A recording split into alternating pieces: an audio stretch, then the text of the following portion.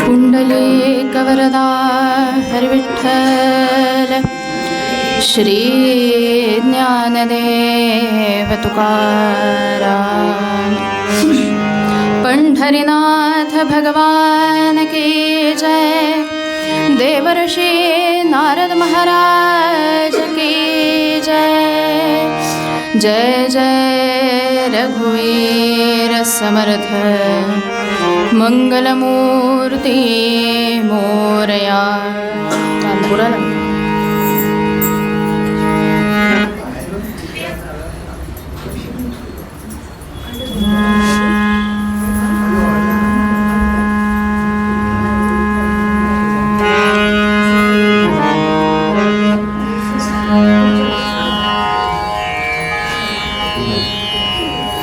यदा लम्बोदरं हन्ति सतां प्रत्यूहसम्भवं तदा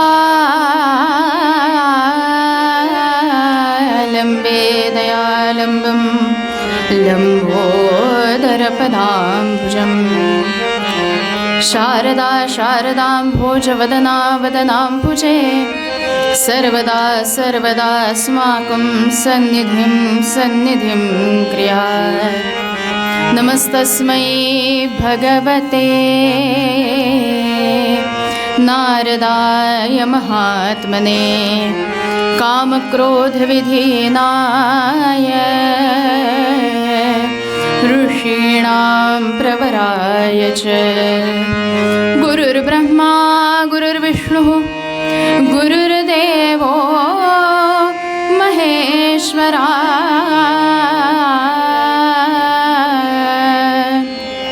गुरु साक्षात् परब्रह्म तस्मै श्री गुरवे नमः। नमस्ते शारदे देवी सरस्वती मतिप्रदे वसत्वं मम जिह्वाग्रे सर्वविद्याप्रदा भव। कृष्णाय वासुदेवाय हरये परमात्मने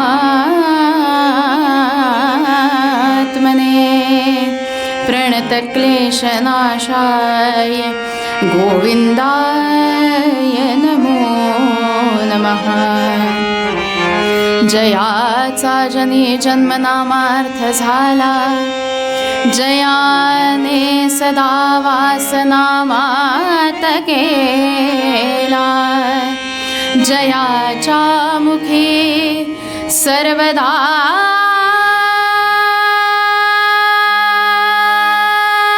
नाम कीर्ती। नमस्कार त्या ब्रह्मचैतन्यमूर्ती सद्गुरुनाथ भगवान की जय। जय रघुवीर मंगलमूर्ती।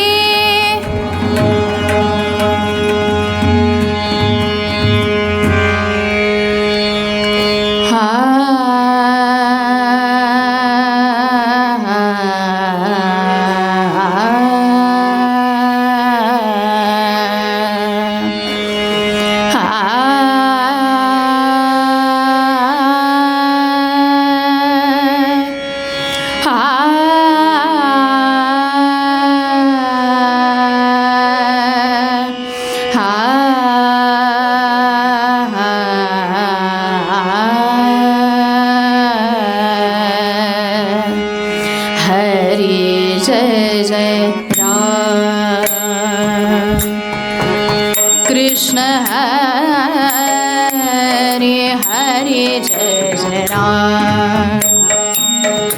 राम कृष्ण हरे हरे जय जय राम। जय जय राम जय जय राम। हरे जय जय राम।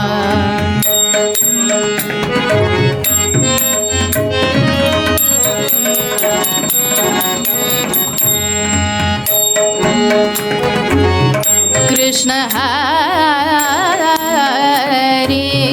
कृष्ण हरे कृष्ण हरे हरे जय जय राम राम कृष्ण हरे हरे जय जय राम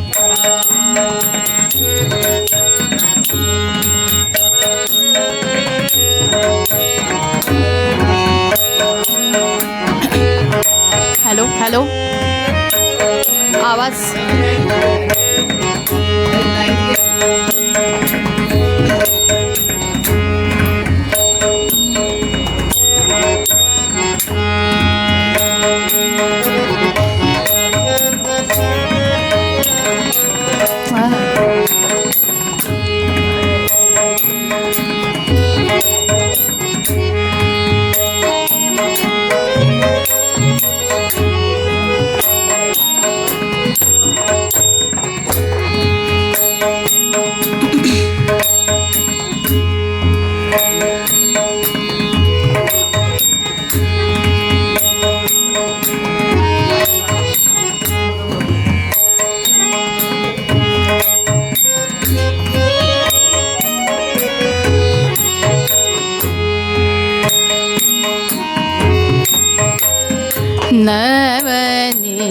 नवनीरदसम नवनीत प्रिय नवनीरदसम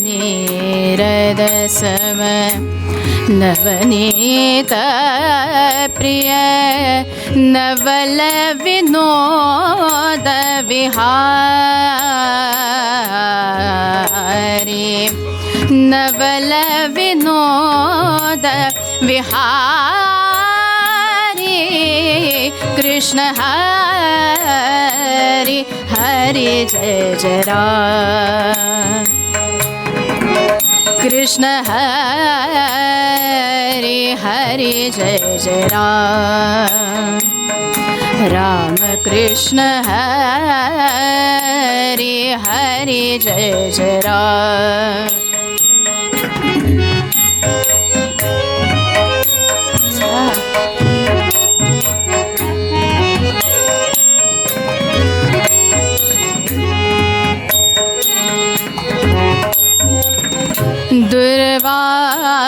दुर्वासोनुत दुःख विमोचक दुर्वासोनुत दुःख विमोचक दुर्जन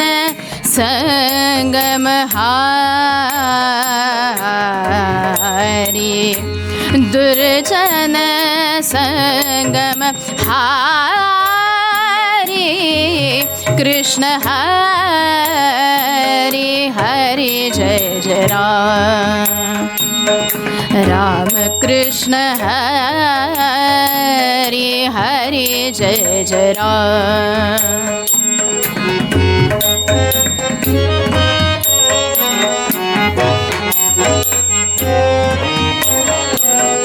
हरि जय जय राम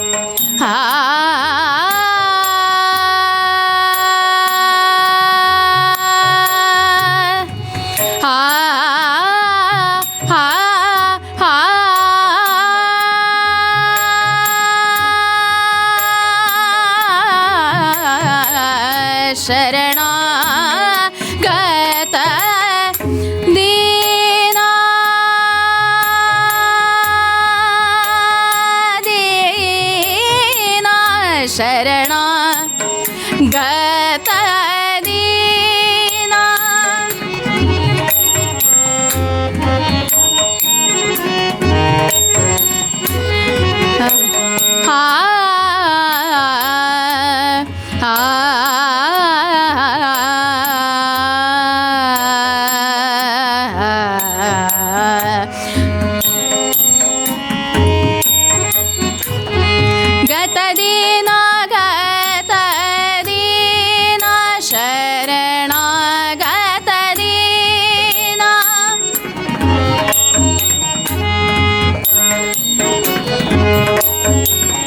शरणागत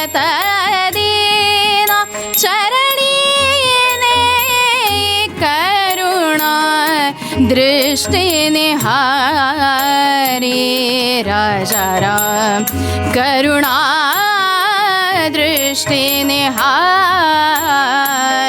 हरि जय जय राम राम कृष्ण हरे हरि जय जय राम कृष्ण हरे कृष्ण हरे कृष्ण हरे हरि जय जय राम हरे जय जय राम हरे जय जय राम राम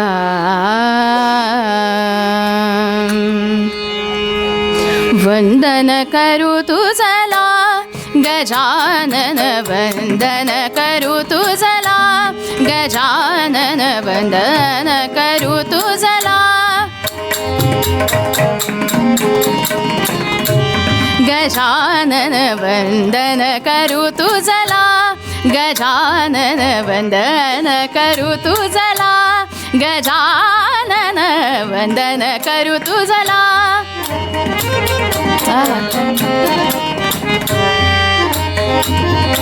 गजानना विघ्ननाशना गजानना विघ्ननाशना वंदन करू तुझला गजानन वंदन करू तुझला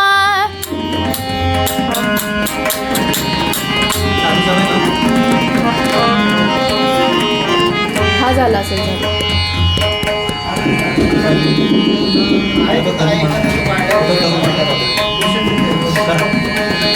हा एकच चालू आहे का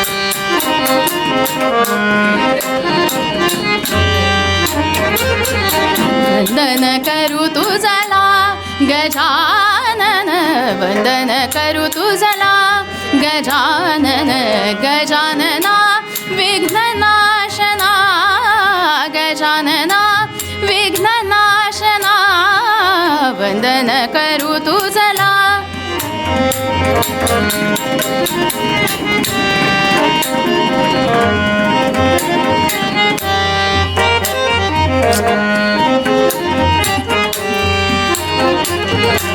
लागो पति तव ध्यान सतत है लागो पति तव ध्यान सतत है लागो पति तव ध्यान सतत है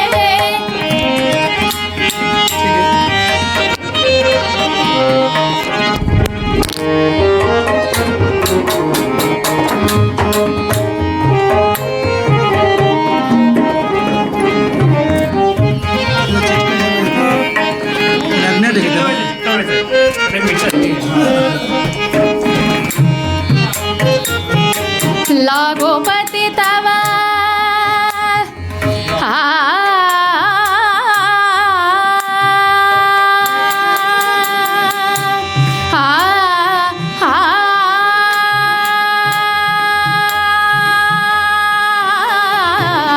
लागो पति तव लागो पति तव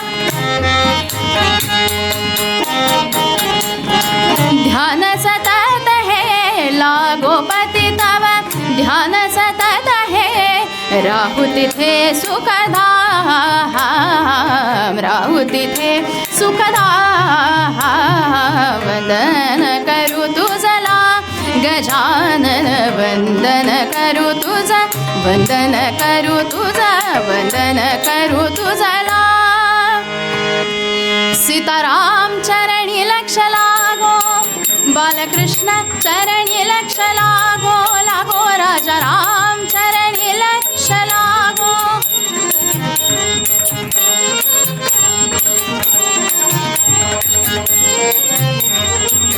बालकृष्ण चरणी राजा राम चरणी सीताराम चरणी लक्ष लागो दे बालकृष्ण चरणी लक्ष लागो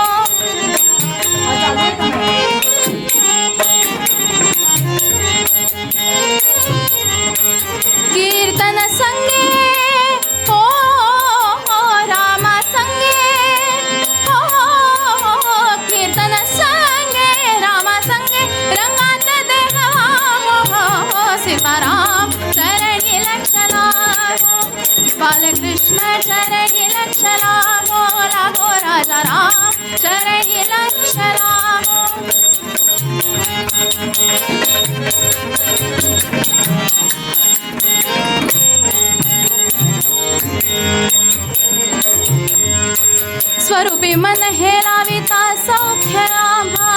स्वरूपी मन हे लाविता सौख्य आम्हा स्वरूपी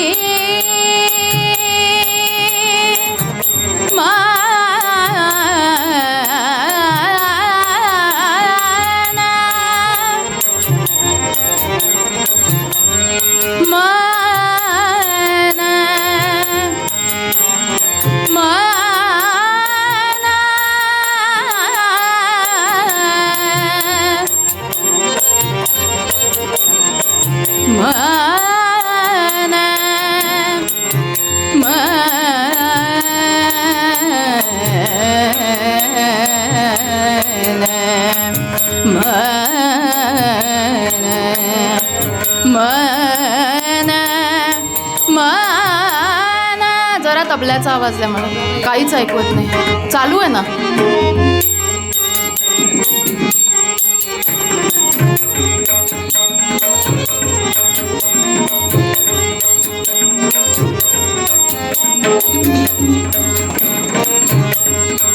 कामक्रोधादिक जाती निज धामा कामक्रोधादिक जाती निज धामा सीताराम चरणी लक्ष लागो बालकृष्ण चरणी लक्ष लागो लागो राजा राम चरणी लक्ष लागो दे सीताराम चरणी लक्ष लागो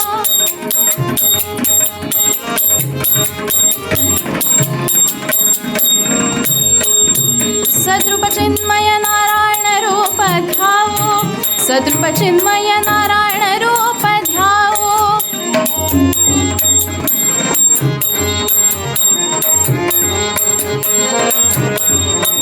रूप ध्यावो रूप ध्यावो रूप ध्यावो रूप ध्यावो रूप ध्यावो रूप ध्यावो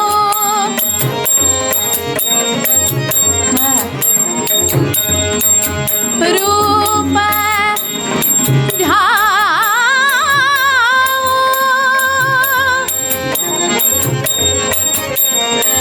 रूप ध्यावो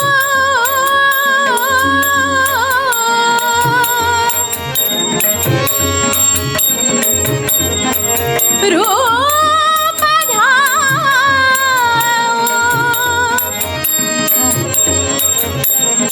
रूप ध्यावो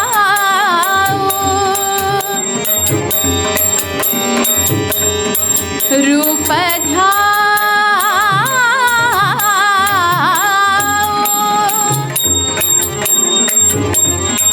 सद्रूप चिन्मय नारायण रूप ध्यावो तन्मय होवोनी बलवंत प्रेमे गावो तन्मय होवोनी तन्मय होवोनी तन्मय होवोनी बलवंत प्रेमे गावो सीताराम चरणी लक्ष लागो राजा राम चरणी लक्ष लागो बालकृष्ण चरणी लक्ष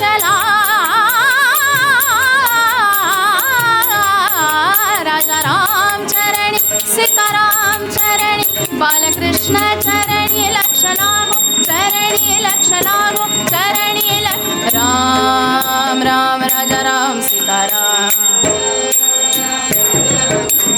राम राम राम राम राजा राम सीताराम राम राम राजा राम सीताराम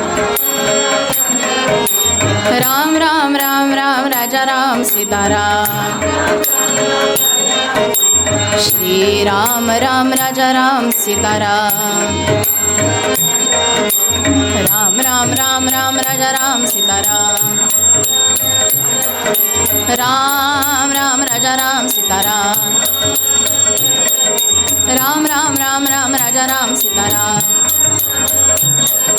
श्री राम राम राम राजा राम सीताराम राम राम राम राम राजा राम सीताराम कुंडली कवरदे श्री ज्ञानदेव पंढरीनाथ भगवान की देवर्षि नारद महाराज की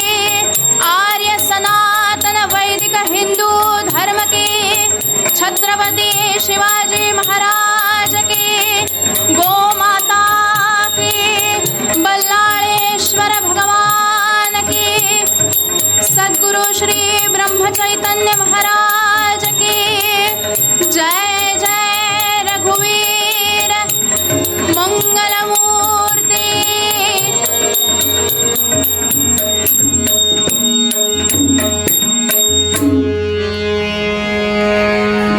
जय जय मंगलमूर्ती।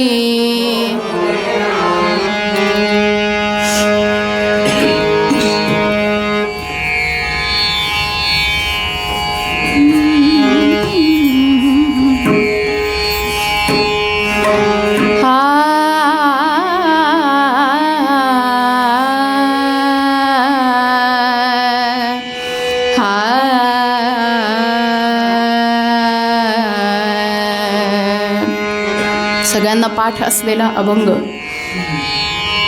भगवंताशी महाराज सांगतात, कुठलंही नातं भगवंताशी जोडा, कुठलंही जे आपल्याला प्रिय आहे असं नातं आम्हाला महाराज सांगतात की भगवंताशी जोडायचं आहे। असंच नातं कुठलं जोडावं याच्यासाठीचा जनाबाईंचा अतिशय सुंदर असा अभंग। ज्याचा सखा हरी त्यावरी विश्व कृपा करी, ज्याचा सखा हरी त्यावरी विश्व कृपा करी, ज्याचा सखा हरी त्यावरी विश्व कृपा करी।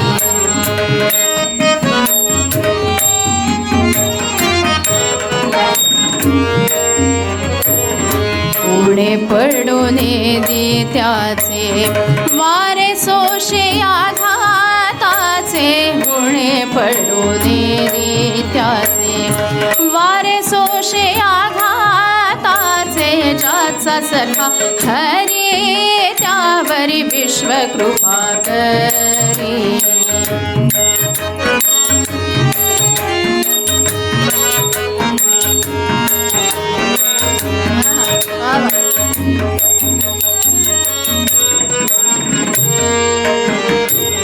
अंगा पुले ओढोनी त्याला राखी तो निर्वाणी, अंगा पुले ओढोनी त्याला राखी तो निर्वाणी, त्याला राखी तो निर्वाणी, ज्याचा सखा हरी त्यावरी विश्व कृपा करी, ज्याचा सखा हरी त्यावरी विश्व कृपा करी।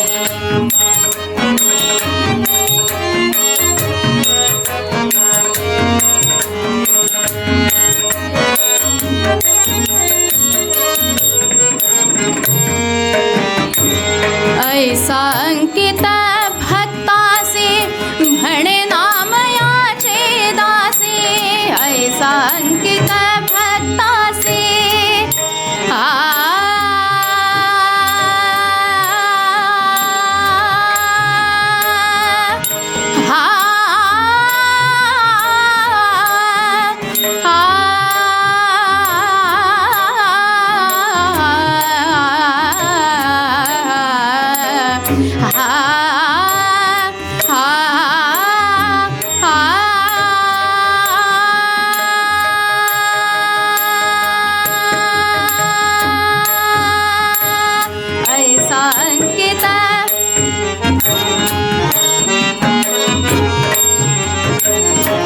संकेत भक्तासी म्हणे नाम याचे दासी, म्हणे नाम याचे दासी, ज्याचा सखा हरी त्यावरी विश्व कृपा करी, ज्याचा सखा हरी त्यावरी, ज्याचा सखा हरी त्यावरी, ज्याचा सखा हरी त्यावरी विश्व कृपा करी, विश्व कृपा करी, विश्व कृपा करी।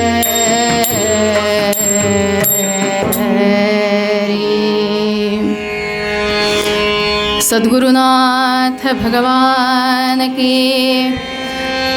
जय जय रघुवीर मंगलमूर्ती.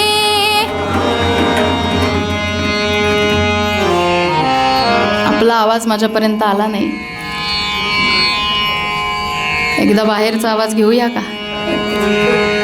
जय जय रघुवीर.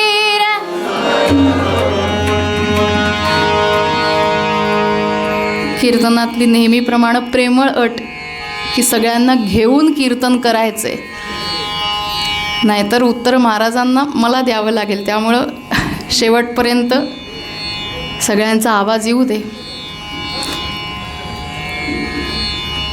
लहान वयातच ज्यांनी पांडुरंगाचा सहवास प्राप्त करून घेतला,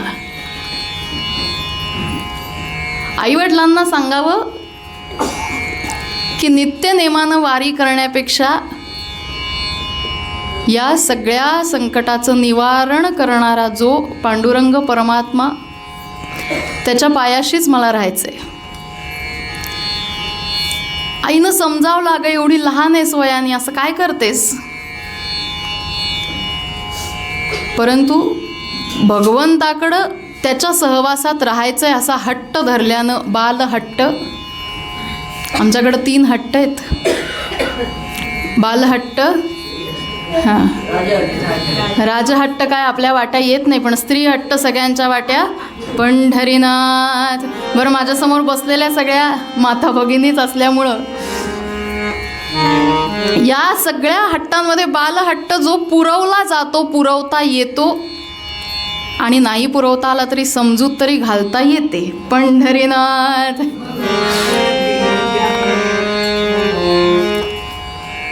आई वडिलांना वाटलं 4 दिवस राहील, घरची आठवण येईल परत, परंतु नाही, तिथंच वास्तव्य केलं.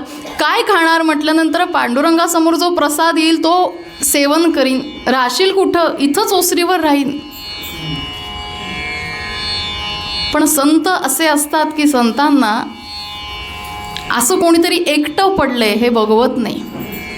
तेव्हाही बघवत नव्हतं, आताही बघवलं जाणार नाही, म्हणून संतांनी त्यांच्या सद्ग्रंथामधनं, अभंगांमधनं कायम आपल्याला उपदेश होईल असं मार्गदर्शनपर लिखाण संतांकडनं झालंय. आताही आम्हाला जर आयुष्यात आमच्या एकटं पडलंय असं जर वाटत असेल, आम्हाला जर एकटे आहोत असं वाटत असेल, तर सद्ग्रंथांशिवाय दुसरा कुठलाही आधार आपल्याला नाही, आणि या व्यतिरिक्त कुठला तरुणोपाय सुद्धा नाही. नामदेव महाराज पांडुरंगाचे परमप्रिय भक्त. कोण ही छोटी मुलगी इथे राहते म्हणून तिची चौकशी केली. काय गं बाई, तुझं नाव काय? तिनं सांगावं, मला सगळे जनी म्हणतात. जनी?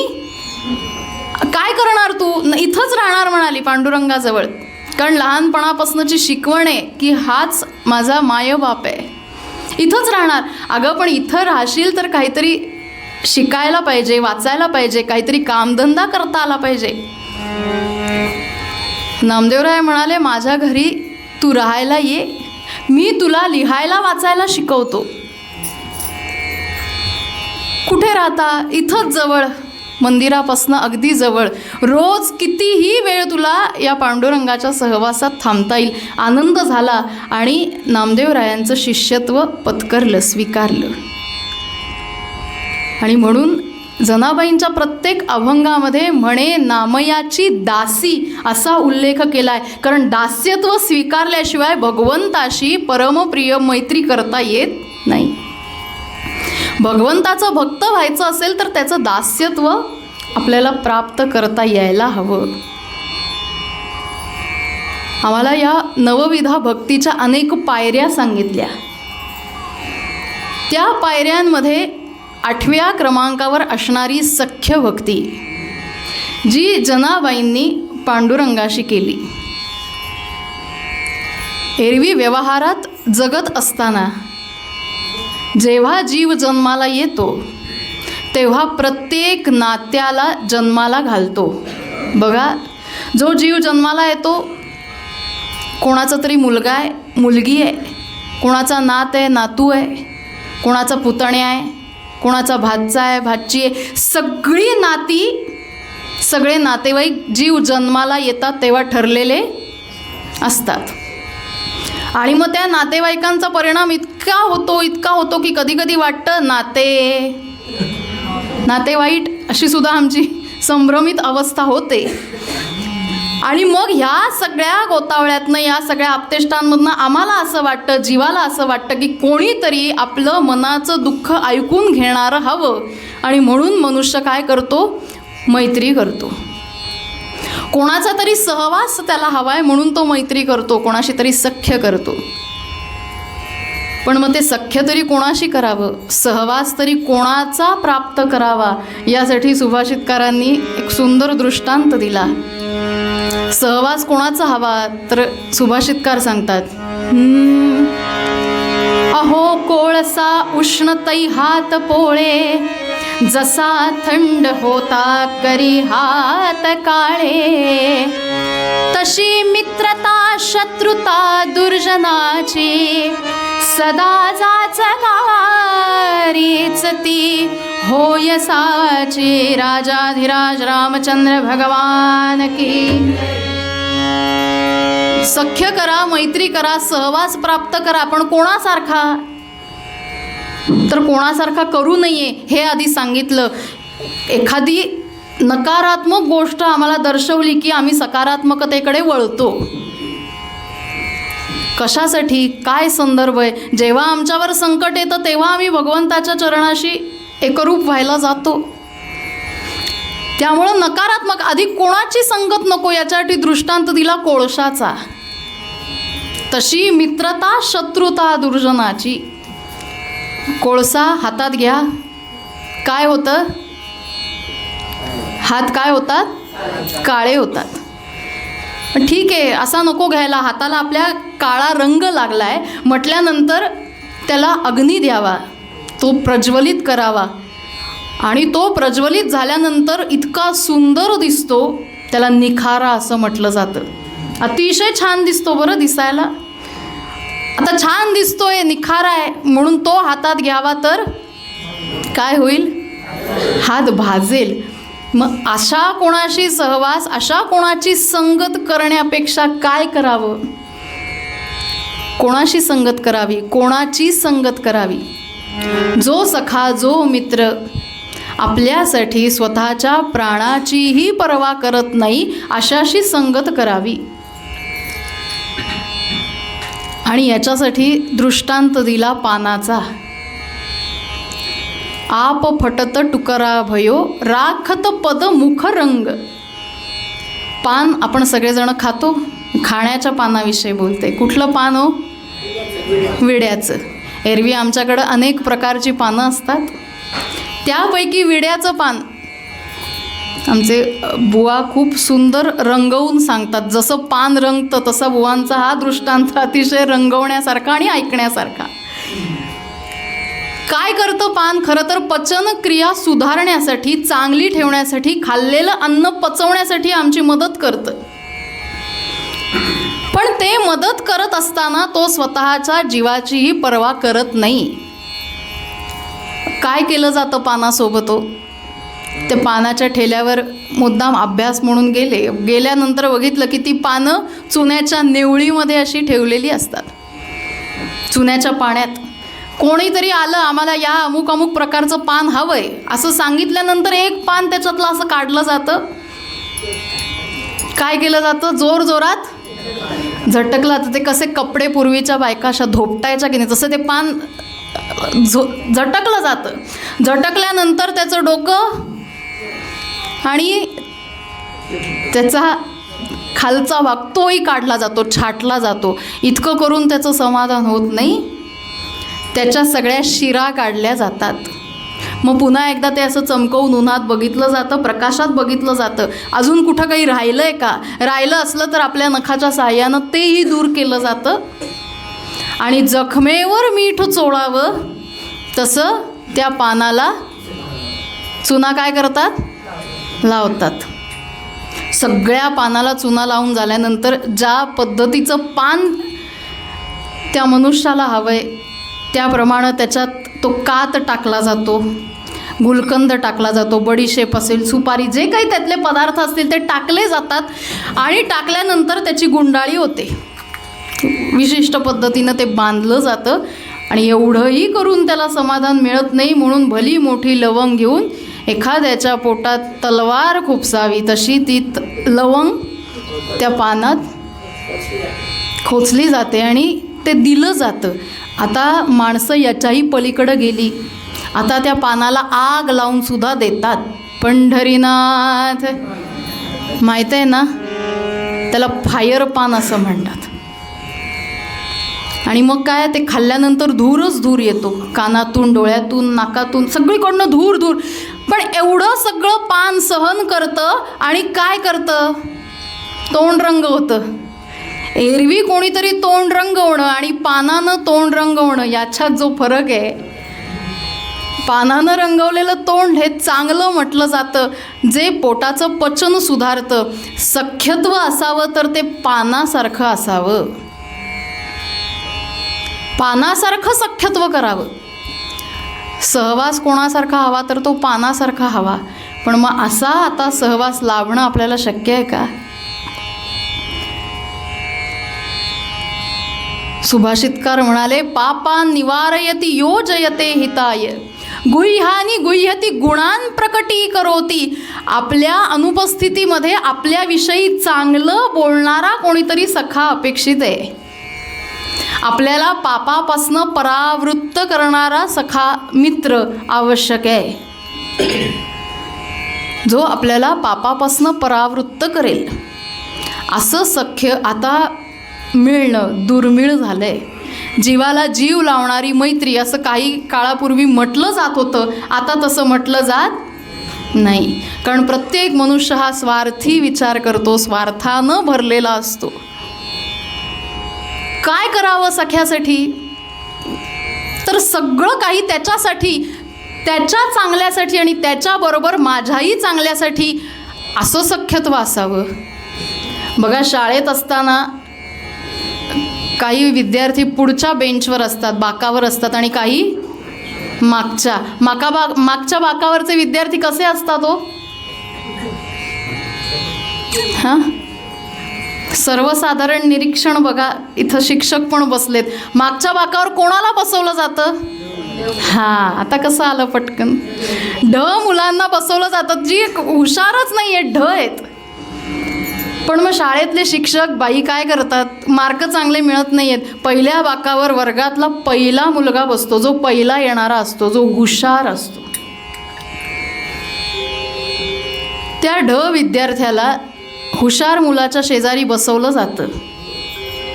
आपण व्यवहारात रोज हे बघतो, जो हुशार नाही आहे, जो आहे, त्याला हुशार मुलाच्या शेजारी बसवलं जातं. आणि बसवल्यानंतर आपल्याला काय वाटतं की हां, आता ह्याची प्रगती चांगली होईल. आम्हाला सहवास कसा प्राप्त करायचा आहे, जो आपल्याला पापापासनं परावृत्त करेल, अशाशी सख्य करायचं आहे, अशाशी मैत्री करायची. त्या इसाप नीतीमध्ये एक छोटीशी कथा आहे, छोटीशी गोष्ट आहे. काही काही कथा, काही काही दृष्टांत हे लेकी बोले सुने लागे असे असतात. दृष्टांत आहे आणि त्यामध्ये दोन मित्र एकमेकांचा हात घट्ट धरून चाललेत, जंगलातनं चाललेत. सगळे दृष्टांत हे पूर्वीचेच, कारण तेच चांगले घडवणार आहेत.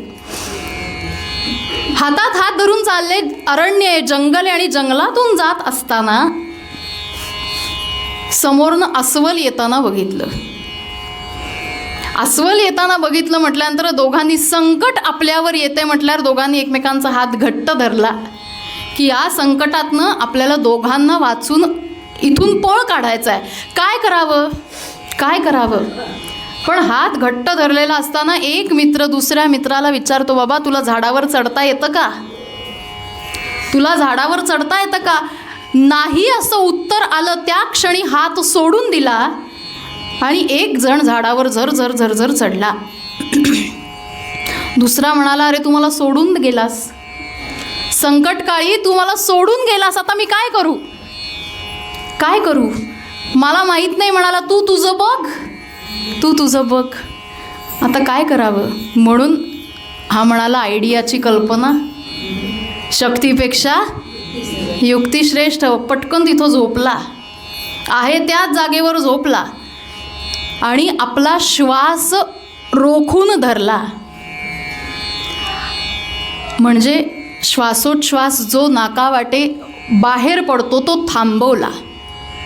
ते अस्वल जवळ आलं. अस्वल हा प्राणी असा आहे जो फक्त जिवंत प्राण्याची शिकार करतो. दुसरी गोष्ट, अस्वल गुदगुल्या करून ठार मारतो किंवा कवेत घेऊन घट्ट मिठी मारतो आणि ठार मारतो. अजून आमच्या पुण्यात अस्वल यायचा आहे, बिबट्या आलाय, पंढरीनाथ. झोपून राहिलाय ते अस्वल जवळ येतं, डोक्यापासनं नाक, कान, तोंड सगळ्या शरीराला हुंगत हुंगत हुंगत निघून जातं. आता वरनं मित्र बघतोय वरनं की अस्वलानी ह्याच्या कानात काहीतरी सांगितलं. काय सांगितलं असेल? म्हणून ते अस्वल जसं लांब गेलं तसा खाली आला आणि मित्राला उठवलं. उठ, मला सांग, अस्वलाने तुझ्या कानात काय सांगितलं? खाली झोपलेला, श्वास रोखून धरलेला मित्र सांगतो, मित्र जयास म्हणितले, सुज्ञे त्यासी करू नये कपट, मन दुखविता तयाचे, होईल की आपुलाच नाश हा निपट. पंढरीनाथ भगवान की. काय सांगितलं? मित्र जयास म्हणितले, सुज्ञे त्यासी करू नये कपट. अरे तू माझा मित्र म्हणवतोस, सखा म्हणवतोस आणि संकटकाळी हात सोडून निघून गेलास, कपट केलंस. मला अस्वलाने हेच सांगितलं की आशांशी मैत्री करू नकोस, यापेक्षा कोणाशी मैत्री कर.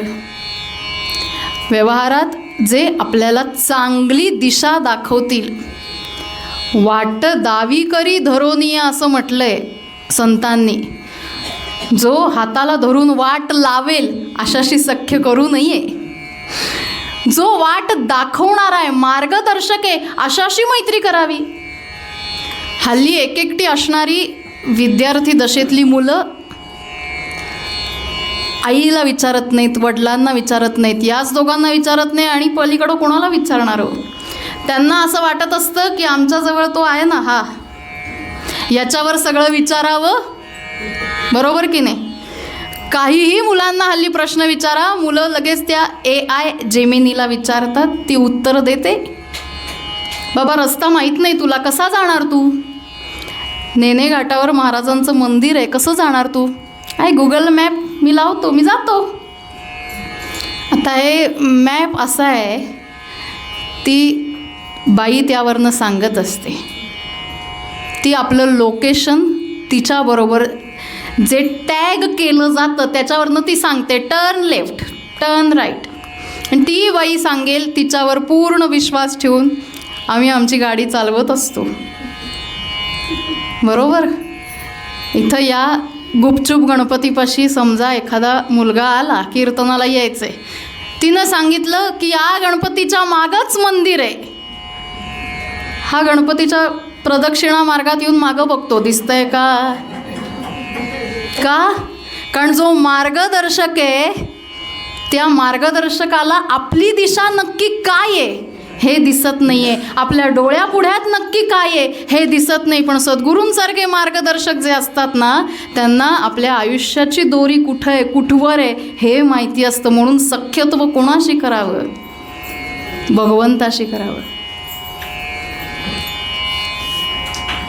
याचा अर्थ असा होत नाही की व्यावहारिक पातळीवर असणाऱ्या, जगायला लागणाऱ्या या सगळ्या गोष्टींवर, विज्ञानावर, तंत्रज्ञानावर आम्ही विश्वास ठेवायचा नाही, असा अर्थ मुळीच होत नाही. बरं, पण विज्ञानाची सांगड घेऊन घालून अध्यात्म साध्य करायचं आहे आणि यालाच साध्या सोप्या भाषेत भगवंताशी केलेलं सख्य असं म्हटलं जातं.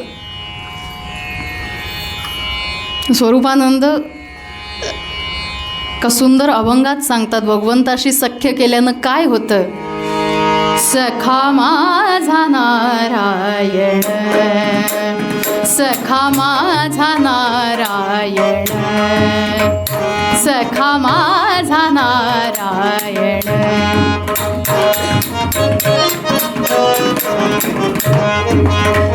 सखा माझा नारायण, करी चिंता निवारण, करी चिंता निवारण, सखा माझा नारायण.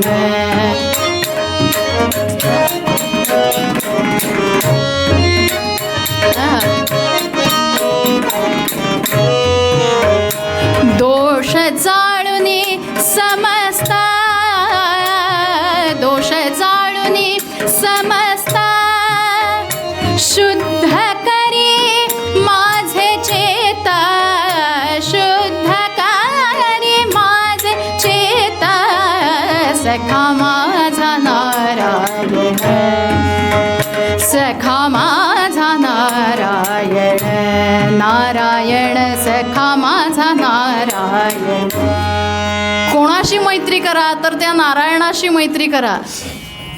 कारण आम्हाला शास्त्र असं सांगतं, तद्दिनं दुर्दिनं मन्ये यत्र नो मित्र दर्शनम, तद्दिनं दुर्दिनं मन्ये यत्र नो मित्र दर्शनम.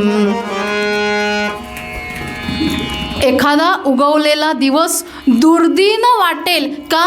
कारण मित्राचं दर्शन झालं नाही तर. आता मित्र म्हणजे कोण? इथं कुठला मित्र अपेक्षित असेल हो? मित्र सखा. आपल्याला असं वाटतं ना की अरे आज मला तो भेटलाच नाही, असं कुठंतरी लौकिक जगत असताना वाटतं ना. आज मला मैत्रीण भेटलीच नाही, मी कीर्तनाला गेले होते, मुद्दाम गेले होते, ती येणार म्हटली होती पण भेटलीच नाही, आता काय उपयोग, असं आम्ही सहज बोलून जातो. तद्दिनं दुर्दिनं मन्ये. तो दिवस दुर्दिन होतो. पण संतांचं सांगणं, सुभाषितकारांचं सांगणं इतकं साधं सोपं नाही आहे. यत्र नो मित्र दर्शनम. बघा यावर्षी आपल्याकडं पाऊस इतका पडला की आम्हाला मित्र दर्शन झालं नाही. कोण मित्र? म्हणजे सूर्य. सूर्याचं दर्शन झालं नाही आणि जेव्हा उगवला तेव्हा आला रे बाबा एकदाचा, जरा बरं वाटलं, असं आम्ही म्हणतो ना. यत्र नो मित्र दर्शनम. तो उगवला नाही तर आमची सकाळ झाली नाही असंच आम्हाला वाटतं. एरवी तेरवी आम्हाला शास्त्र सांगतं बरं का, ज्याला कार्यरत व्हायचंय त्यानं सूर्य उगवलेला बघू नये. याच्याविषयी मी जास्त खुलासा करत नाही, पण काय ते तुम्ही समजून घ्या. तुम्ही अनेक वर्ष इथे अनेकांना ऐकताय. ज्याला आपलं ध्येय साध्य करायचंय त्यांनी सूर्य उगवलेला बघू नये. म्हणजे काय? त्यानं त्याच्या आधीच उठावं, ब्राह्म मुहूर्तावर उठावं. म्हणून इतकं कार्यरत असावं की तो उगवलेलाही कळता कामा नये. आता आम्ही तेच करतो, तो उगवलेला कळतच नाही, कारण घड्याळात 9, 10, 11 वाजलेले असतात. पंढरीनाथ जय जय रघुवीर मंगलमूर्ती. बघा साधी गोष्ट आहे, इथून जोपर्यंत मी हात करत नाही तोपर्यंत आपला सुद्धा आवाज. आमच्या मराठी माणसाचा हा शुद्ध मराठीतला प्रॉब्लेम आहे, ढकलल्याशिवाय बोलत. अरे तुम्हीच म्हणालात. यत्र नो मित्र दर्शनम. या मित्राला जसं सूर्य म्हटलं जातं, सखा म्हटलं जातं, तसंच नारायण सुद्धा म्हटलं जातं. नारायण काय करतो? भगवंत काय करतो? नारायण राणा येतो. राणा आपल्याला पुढं नेणारा. करी चिंता निवारण. ज्या चिंता मनुष्याच्या स्वभावाला सतत भेडसावत असतात त्या इतक्या चिंता येतात की मनुष्य म्हणे चितेपर्यंत जातो. आम्हाला सांगतात ना, ओव्हर थिंकिंग करायचं नाही. अति चिंता केली की दवाखान्यात जायला लागतं, आणि एकदा का तो मागं लागला. आणि म्हणूनच अशा चिंतांपासून दूर राहायचं असेल, सखा माझा नारायण. काय करतो? दोष जाळूनी समस्त. आपल्यामध्ये असलेल्या नाना कळा, विविध कळा आणि कला, त्या कळांचं रूपांतर कलेमध्ये करून देणारा तो सखा कोण? नारायण. नाहीतर विविध कळांना लौकिकातला मित्र त्याची जोड असते आणि मग आयुष्याची वाट न दिसता वाट लागलेली दिसते. म्हणून नारायणाशी सख्यत्व करावं. जनाबाईंनी अतिशय साधी सोपी क्रिया म्हणूया आपण त्याला, सगळ्यात सोपं काय करायचं? मैत्री करायची. आहे की नाही सोपं? सहज आपण कोणाशी येता जाता बोलतो. बसनी प्रवास करता आपण शेजारी सहज विचारतो, काय, कसे आहात, कुठनं आलात, कुठं निघालात, सहज बोलतो की नाही आपण? असं सहज बोलणं महाराजांना सुद्धा अपेक्षित आहे हो. सहज साध्या साध्या बोलण्यातून रोजच्या क्रियांमधनं भगवंताला आपलंसं करायचंय. यालाच सख्य म्हटलंय. जो सखा खास असतो तो सखा आपल्याला भगवंतापर्यंत नेतो. आणि त्याचा मार्गदर्शक कोण आहे? तर अर्थातच सद्गुरू आहेत. जनाबाई सांगतात, बरं, जनाबाईंनी भगवंताशी इतकं सख्य केलं की जनाबाई जेव्हा जात्यावर दळण कांडायला बसलेल्या असत, खरं तर धान्य कांडायला असं म्हणायला पाहिजे, पण आम्ही दळण दळून येतो असं म्हणत राहतो प्रत्येक वेळी. आम्ही धान्य दळायला देतो असं म्हणत नाही. आम्ही सहज, आमची लौकिक भाषा इतकी साधी सोपी झाली की आम्ही दळण दळून येतो. अरे ते दळलेलं आहे त्यालाच दळण म्हणतो ना आपण. ती जना जात्यावर धान्य कांडत असताना, दळत असताना ते जातं असं फिरवीत होती. आणि ते फिरवता फिरवता अर्थातच प्रत्येक क्रियेमध्ये, प्रत्येक कृतीमध्ये भगवंताला जिनं आपलंसं केलं. साधी भक्ती आहे, खूप सोपी आहे, पण त्या भक्तीचा परिणाम आहे काय? विश्वकृपा करी. विश्व आपल्यावर कृपा करतं इतकी साधी भक्ती करून. ते जातं फिरवत असताना एका पायाची मांडी घातली आणि एक पाय सोडलाय. ते जातं फिरवण्याची पण एक कला आहे, पद्धत आहे. अजून 1-2 वर्ष ते जातं बघायला मिळेल. मला वाटते आताही केळकर संग्रहालयात जातं आहेच आहे. जातं आणि असे व्यायाम आमच्यानं होत नाहीत म्हणून समस्त स्त्री पुरुष पंढरीनाथ. तुम्ही खूप बोलणारे आहात, फक्त आवाज येत नाही, एकाचाच येतो पटकन मध्येच. तिनं म्हणावं की पांडुरंगा हा दुखले रे, सगळं सांगावं बरं का भगवंताला. सगळं, यालाच सख्य म्हणतो आपण. आपल्या मित्राला, सख्याला सगळं जसं सांगतो, हा दुखले रे, ये ना. आणि म्हणून तिनं म्हणावं, विठू माझा, हा म्हणा, लेकुरवाळा, विठू माझा लेकुरवाळा, म्हणा. विठू माझा लेकुरवाळा, संगे गोपाळाचा मेळा, संगे गोपाळाचा मेळा, विठू माझा लेकुरवाळा.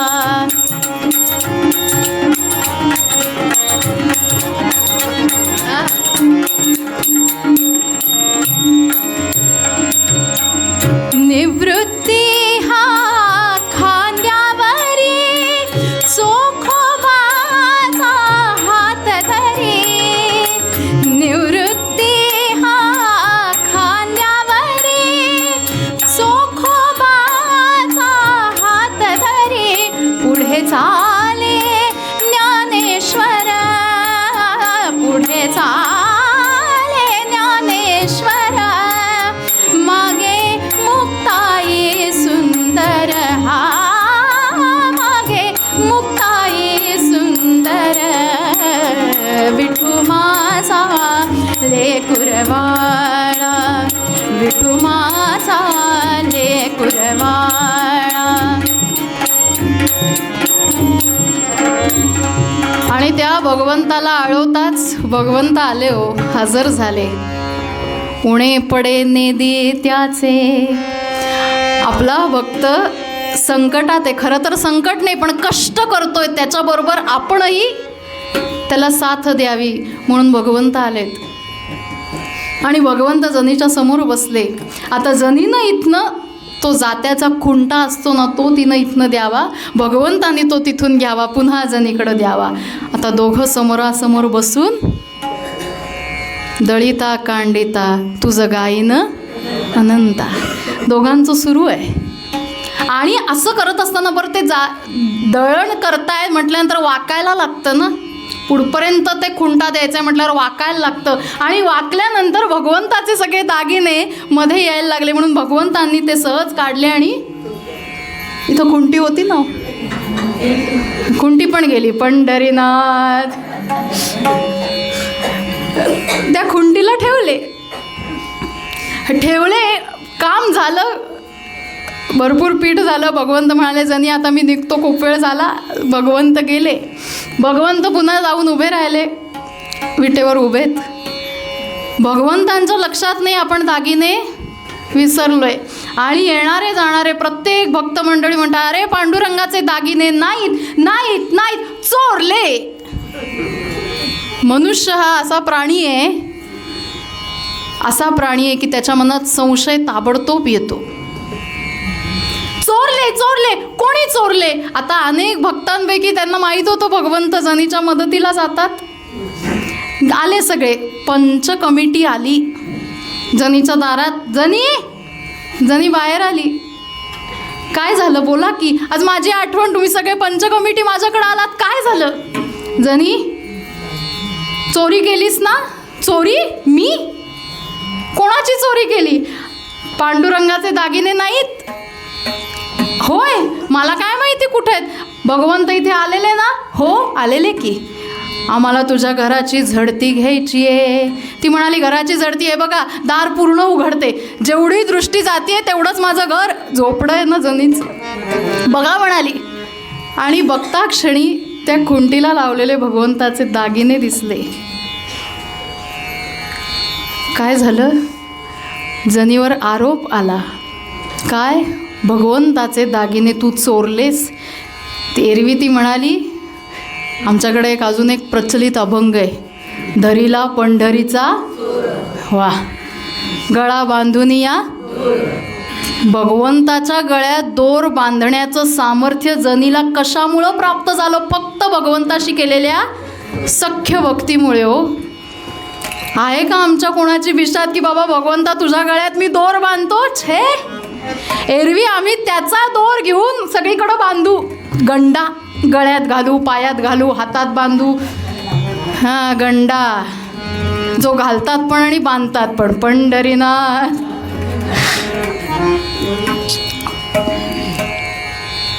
जनी म्हणते मला काय करायचं आहे भगवंताचे दागिने घेऊन? ज्याला भगवंताची प्राप्ती झाली आहे त्याला दागिन्याचा मोल काय असणार आहे? आणि भगवंत शेवटी तिथं येतात की जनीवरचा आरोप दूर करायला. अंगा आपुले ओढोनी त्याला राखीतो निर्वाणी. भगवंत सांगतात मीच आलो होतो, त्या दागिन्यांची मला अडचण झाली म्हणून मी ते खुंटीला लावले. याच्यात जनीचा कुठलाही स्वार्थ. भगवंतांनी आपल्यावर आलेलं संकट दूर करावं, भगवंतांनी आपल्यासाठी यावं, हे साध्या सख्य भक्तीमुळं शक्य झालं. जनाबाईंनी ते करून दाखवलं. मी नेहमी म्हणत असते आम्ही झाडाला पाणी घालतो. आमच्याकडं सध्या प्रत्येकाकडं निदान तुळस तरी आहे, बाकी झाडं आमच्याकडं जागाच नाही, कुठं लावणार? तुळशीला पाणी घालतो. मला सांगा, तुळशीला पळी पळी एकेका पानावर पाणी घालतो का हो आपण? कुठं पाणी घालतो? आपण झाडाच्या मुळाशी पाणी घालतो. मुळाशीच भगवंताची भक्ती केली, मुळाशी भगवंताशी सख्य केलं की काय होतं? मुळाशी पाणी घातल्यानं झाड जसं बहरतं तसं भगवंताची भक्ती, सख्य भक्ती मूलतः केल्यानं आमच्यावर अख्खं बहरलेलं विश्व कृपा करतं.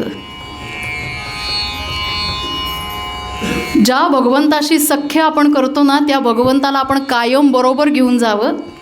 आपल्या प्रत्येक क्रियेमध्ये भगवंत आपल्या बरोबर आहे अशीच आपली जाणीवही असावी आणि आपली नेणीवही अशीच असावी. म्हणजे आपल्या सगळ्या क्रिया तशाच असाव्यात. महाराजांचे शिष्य असणारे भाऊसाहेब केतकर काय केलं, महाराजांचं दास्यत्व स्वीकारलंच होतं. मी बाबांचा ऐकलेला प्रसंग आहे बरं का. बाबांनी सांगितलं आहे, भाऊसाहेबांना विचारलं, अशी काय कृपा महाराजांनी तुमच्यावर केली आणि तुम्ही असं महाराजांना काय दिलत? प्रपंचातनं संसारात राहून अध्यात्म काय करावं याचं उत्तम उदाहरण म्हणजे भाऊसाहेब आहेत. काय करावं, भाऊसाहेब म्हणत होते, मी बाहेर निघालो की महाराजांना सांगे मी बाहेर चाललोय, चला माझ्याबरोबर. मी बैलगाडीत बसलो की महाराजांना म्हणे, महाराज मी बैलगाडीत बसलो, तुम्ही पण बसा माझ्याबरोबर.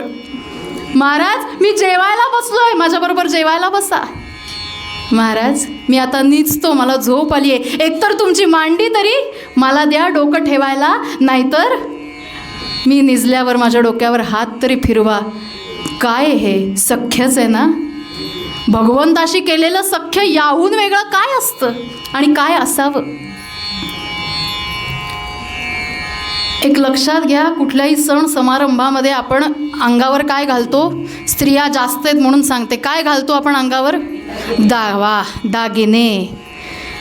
आणि प्रत्येक समारंभामध्ये स्त्रिया काय करतात, दागिने दाखवतात. त्या दाखवण्याला एक शब्द आहे, मिरवणे आहे ना.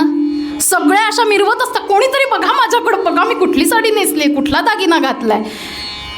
माझं सर्वेक्षण इथवर थांबलं नाही, मला त्याच्या पुढं सांगायचं आहे. भगवंताशी इतकं सख्य करूया की त्या भगवंताला आपण आपल्याबरोबर मिरवूया. हे सख्य आहे.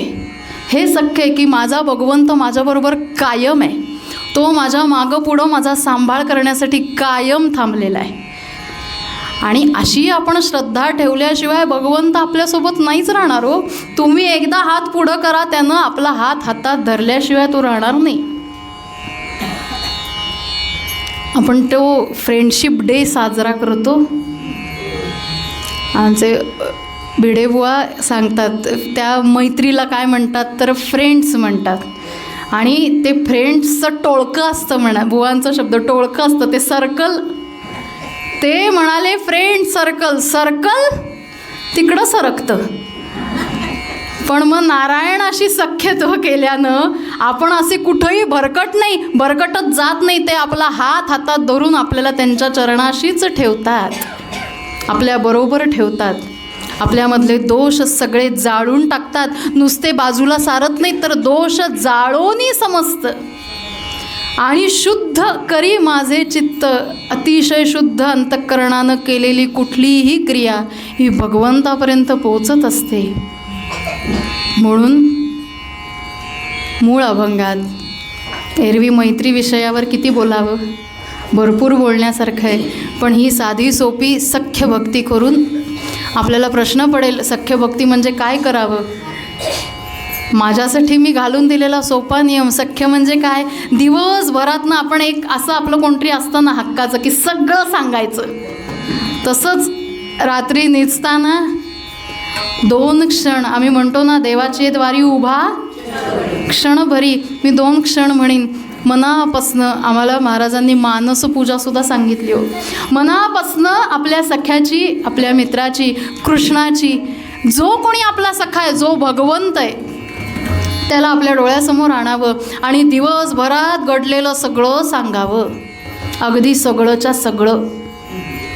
तुम्ही म्हणाल या लौकिक गोष्टी काय सांगायच्या आहेत, पण लौकिक जेव्हा सांगाल, व्यवहार जेव्हा त्याला सांगाल ना, तेव्हाच कुठंतरी जाऊन बुद्धी होईल की भगवंत आज माझ्याकडनं इतका मला जप झाला तो तुझ्याचमुळं झाला बरं.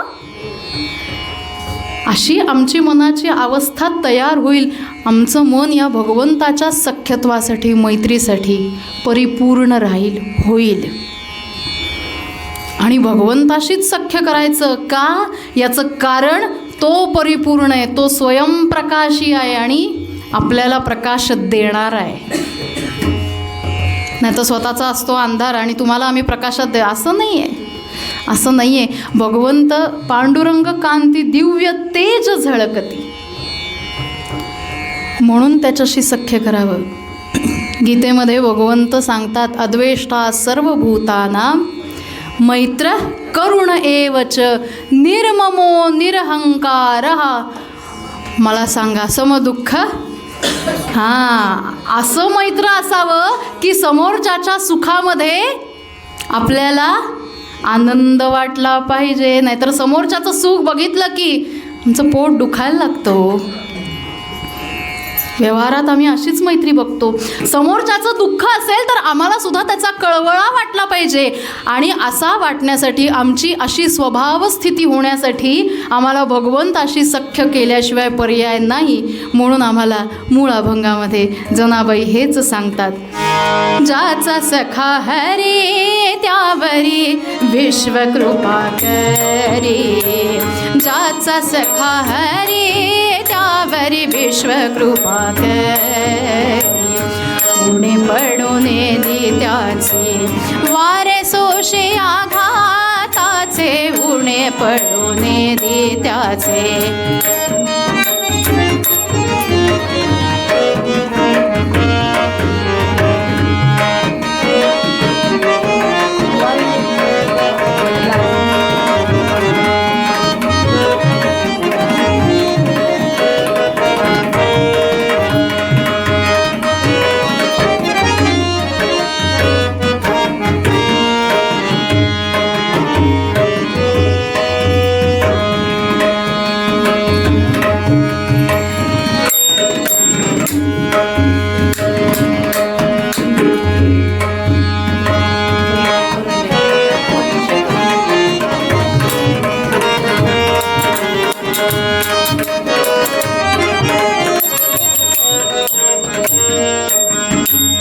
विश्वकृपा करी. विश्वकृपा करी.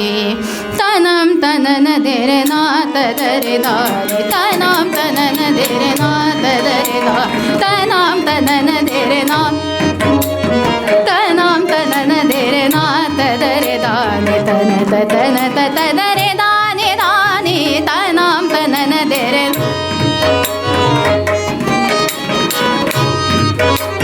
तनं तनन देरे नाथ दरे दाने. तन तन तत दरे दाने दाने.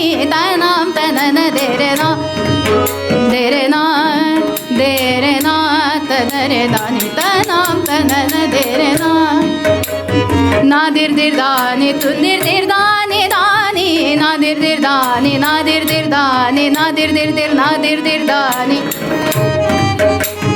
नादिर दिर दाने तुंदिर दिर दाने दाने. तनाम तनन देरे ना. तनाम तनन.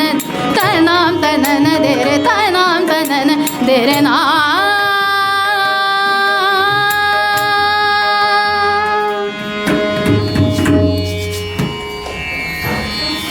अच्छा, कीर्तनकारांचा परिचय करून द्यायचा आहे, तो आपण करूया. हरिभक्त परायण सौ संजोग संजय केतकर.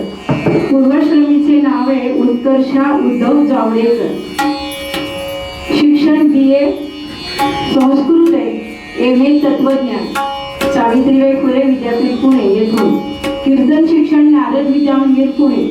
कीर्तनातील गुरु राष्ट्रीय कीर्तनकार उद्धव बुवा जावडेकर म्हणजेच त्यांचे पिताश्री. तसेच कीर्तन कलानिधी रामचंद्र बुवा भिडे यांचेकडे. चित्रकला शिक्षण 12 वर्षे चित्रकल्प आर्ट इन्स्टिट्यूट येथून. तबला विषयाच्या गांधर्व महाविद्यालयातून 5 परीक्षा उत्तीर्ण आहे. संगीत शारदा तसेच जय जय गौरी शंकर या नाटकातून त्यांनी काम केलेले आहे. पुणे, कोकण, विदर्भ, मराठवाडा, मध्य प्रदेश, गुजरात, आंध्र प्रदेश, छत्तीसगड येथे गेल्या 18 वर्षापासून कीर्तन सेवा चालू आहे. नारद मंदिर येथून युवती कीर्तनकार पुरस्कार, स्वर मंजुषा पुरस्कार, स्वर यामिनी पुरस्कार प्रदान आहे. तसेच आचार्य गोविंदगिरी महाराजांकडून युवती कीर्तनकार पुरस्कार त्यांना मिळालेला आहे. ABP माझा सोबत गणेशोत्सव व नवरात्र उत्सवात सादरीकरण 2025 साली गोवा येथे त्याचे झालेले आहे. पहिला भागवत कथा सप्ताह त्यांचा संपन्न झालेला आहे. भागवत धर्माचा प्रचार व प्रसार करणे हेच त्यांचे ध्येय आहे. अतिशय असं उत्तम गुणी असलेलं व्यक्तिमत्व आज आपल्याला कीर्तनकार म्हणून लाभले. धन्यवाद.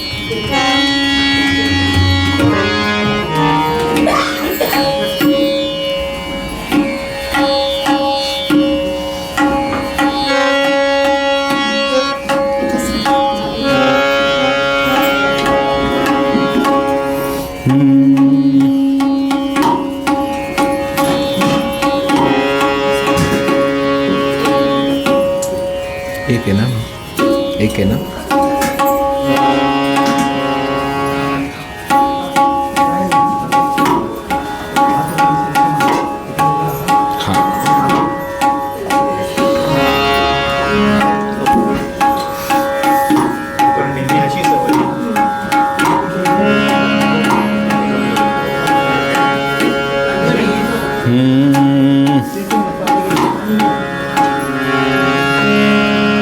चलो मन गंगा जमुना तीर, चलो मन गंगा जमुना तीर, चलो मन गंगा जमुना तीर, चलो मन गंगा जमुना तीर, चलो मन गंगा जमुना तीर.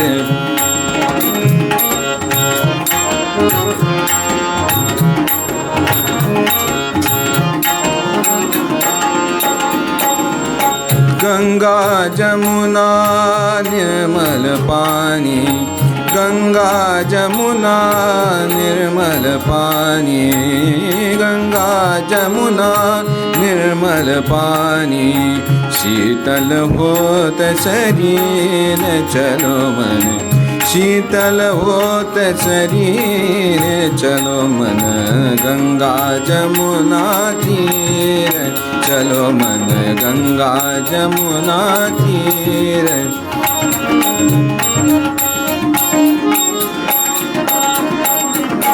बंसी बजावत गावत कान्हा, बंसी बजावत बंसी बजावत गावत कान्हा, बंसी बजावत गावत कान्हा, गावत कान्हा, गावत कान्हा, बंसी बजावत गावत कान्हा, बंसी बजावत.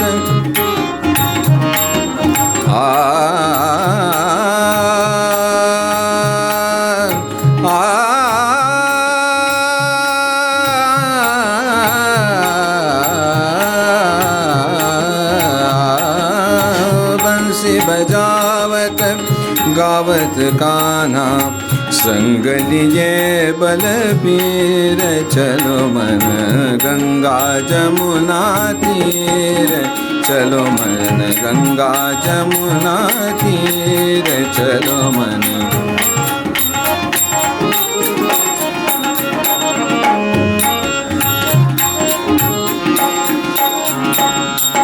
मोर मुकुट पीतांबर सोहे, मोर मुकुट पीतांबर सोहे,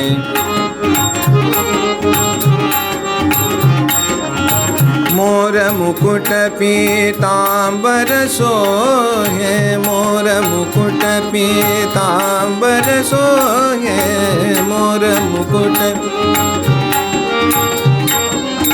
मोर मुकुट पीतांबर सोहे, कुंडल झलकत हीर, चलो मन गंगा जमुना तीर, चलो मन गंगा जमुना तीर, चलो मन.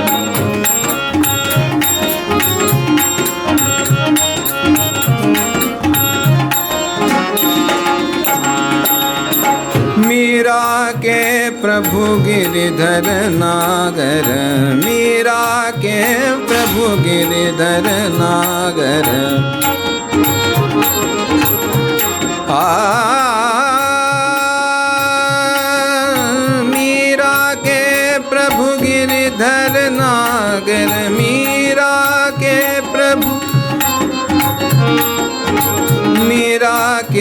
प्रभु गिरिधर नागर मीरा के प्रभु गिरिधर नागर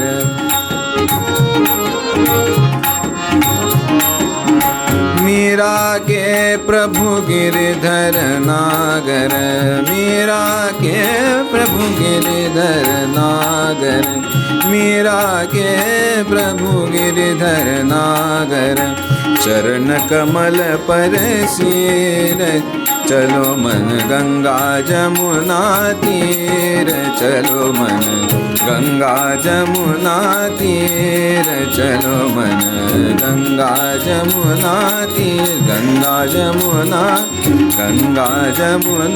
तीर।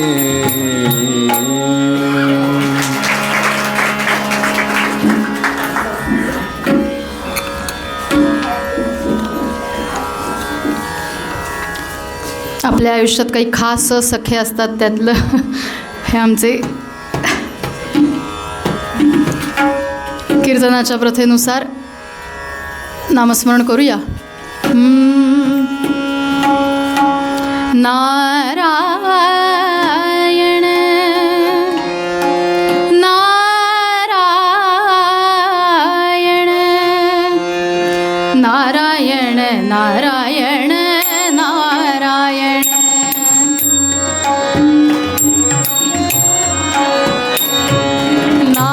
नारायण नारायण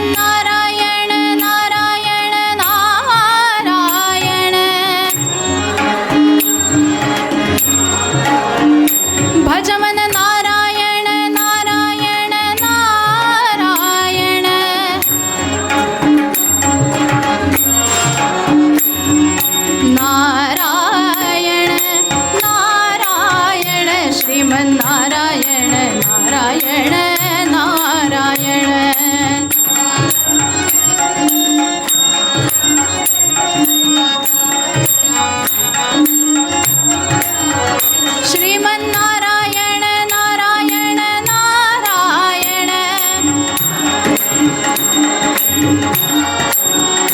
लक्ष्मी नारायण नारायण नारायण सत्य नारायण नारायण नारायण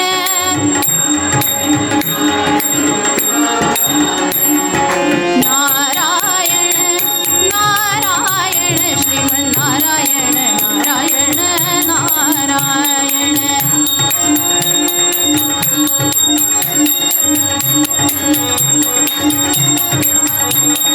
नारायण नारायण नारायण नारायण नारायण नारायण श्रीमन्नारायण नारायण नारायण राजाधिराज रामचंद्र भगवान की गोपाल कृष्ण भगवान की सब संतन की पंढरीनाथ भगवान की सद्गुरुनाथ महाराज की जय जय रघुवीर मंगलमूर्ति।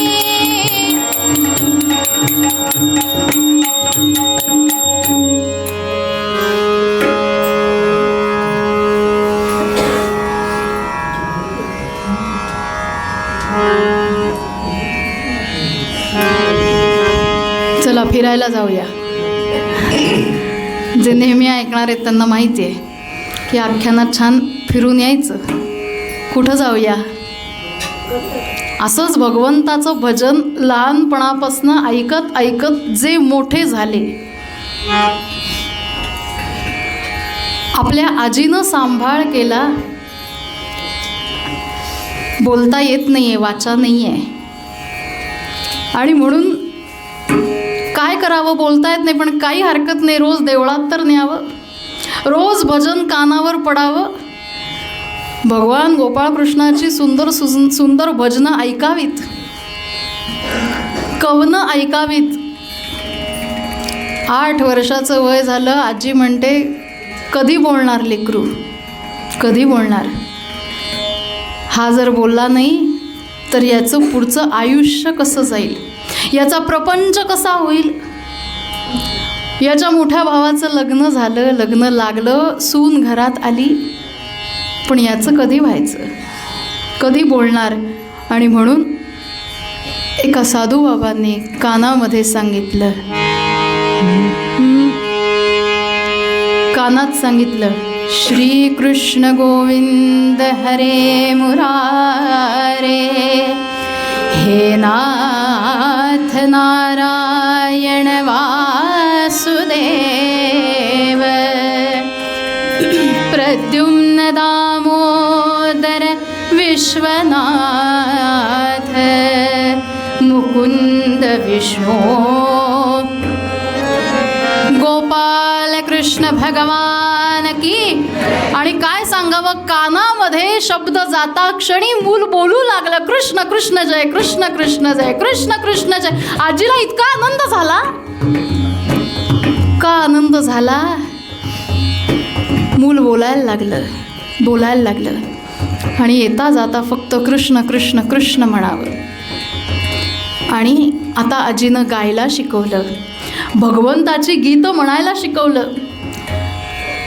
अखंड सानिध्य भगवान गोपाळकृष्णाचंच असावं अशी मनीषा बाळगणारा हा मुलगा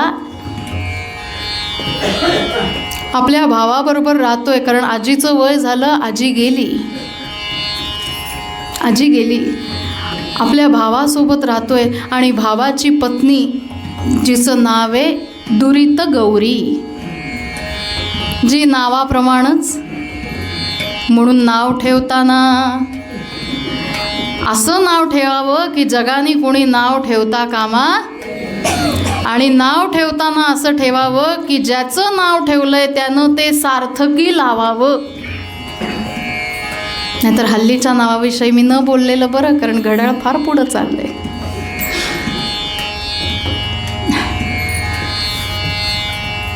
तिनं प्रत्येक वेळी आपल्या यजमानांना म्हणजे नवऱ्याला सांगावं, काहीतरी सांगा याला, कमवायचं काय ते बघा म्हणून. किती दिवस आपण ह्याचा सांभाळ करायचा. एरवी व्यवहार असा आहे की ज्या मुलाला, ज्या अपत्याला आई वडील नाहीत, त्याच्या मोठ्या भावाची पत्नी हे त्या अपत्याची आई हे कर्तव्य निभावावं. तिनं ते कर्तव्य निभवावं. तिनं आई म्हणून सगळ्या घराचा सांभाळ करावा. पण नावच दुरित गौरी असल्यानं सांगावं, काहीतरी बघ बाबा, कमव काहीतरी. काय सारखा गात बसतोस त्या कृष्णाच्या मूर्ती पुढं, त्याला सजवत राहतोस, काय करणार आयुष्यात.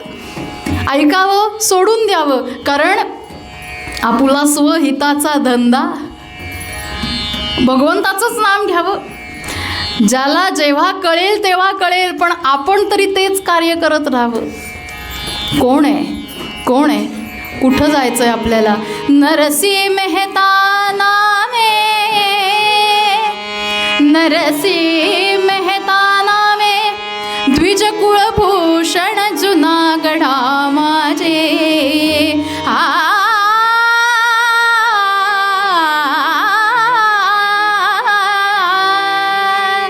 नरसी मेहता नामे, द्विज कुळभूषण जुनागढा माझे.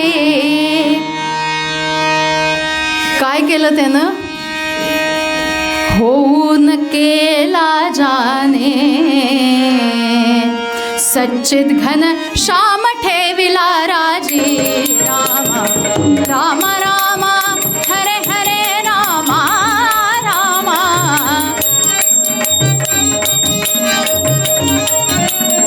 रामा रामा सीतापते रामा रामा. रामा रामा रघोत्तमा रामा रामा. रामा रामा हरे हरे रामा.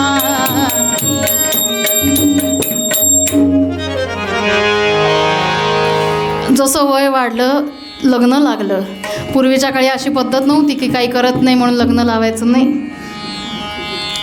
आता काय करत नाही पण तरी लग्न लागत नाही. पंढरीनाथ सगळं करतो त्या पोराची बिचाऱ्याची दयाच कोणाला येत नाही, ना मुलीला येत ना मुलीच्या. पंढरीनाथ फार बोललं ना तर ते थेट काळजाला लागतं आणि श्रोत्यांना असं वाटतं की हे मलाच बोललेत. हां, फार श्रोत्याला जपावं लागतं.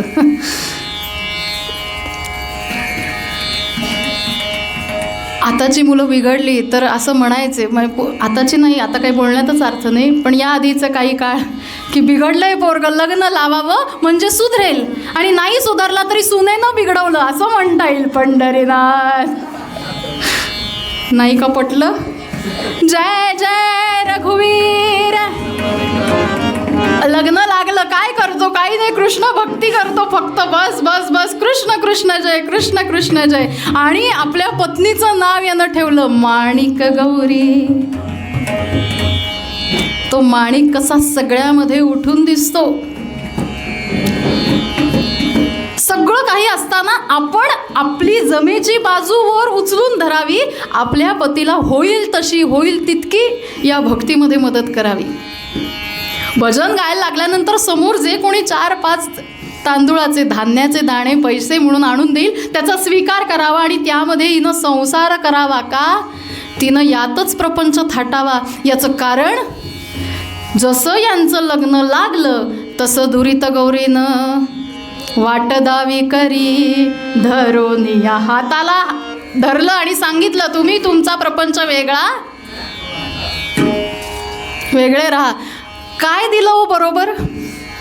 जे शाश्वत, चिरंतन, सनातन, कायम टिकणारे, जे आधी होतं आता आहे याही पुढं राहणार, अशी भगवान गोपाळकृष्णाची मूर्ती दिली हो.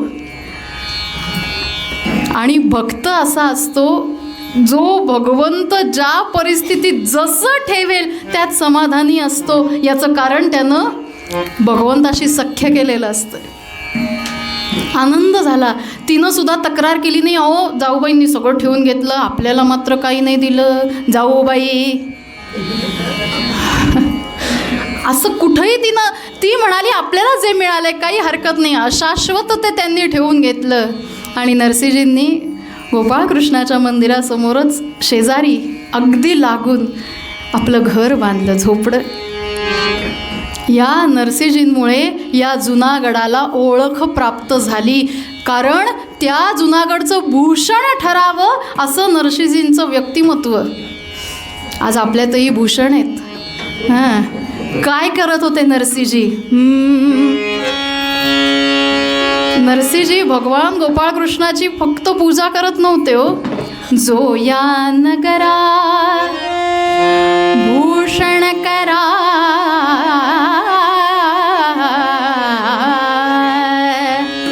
जो या नगरा, जो या नगरा भूषण करा, जैसा भाळे शोभे हिरा, त्याच्या सद्गुण काने हिरा. रंगले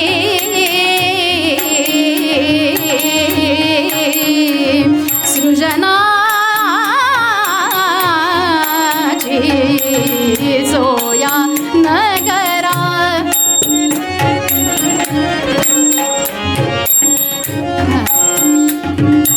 निर्धन असता धनदा परे, निर्धन असता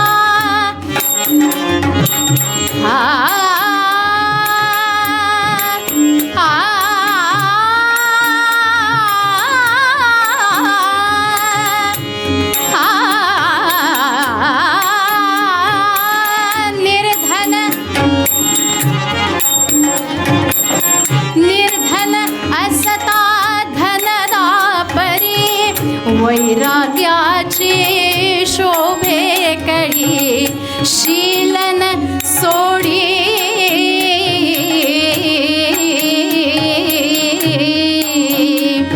हा.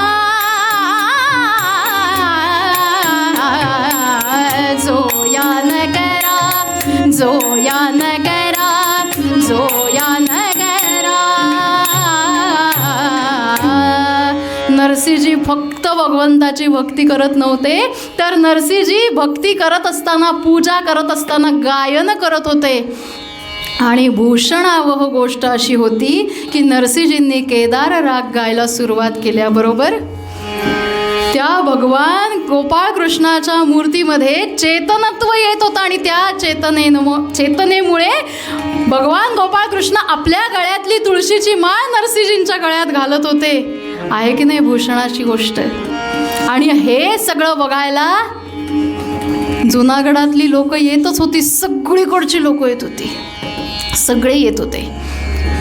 जुनागडाची ओळखच नरसिंहजींच्या या भक्तीमुळं झाली.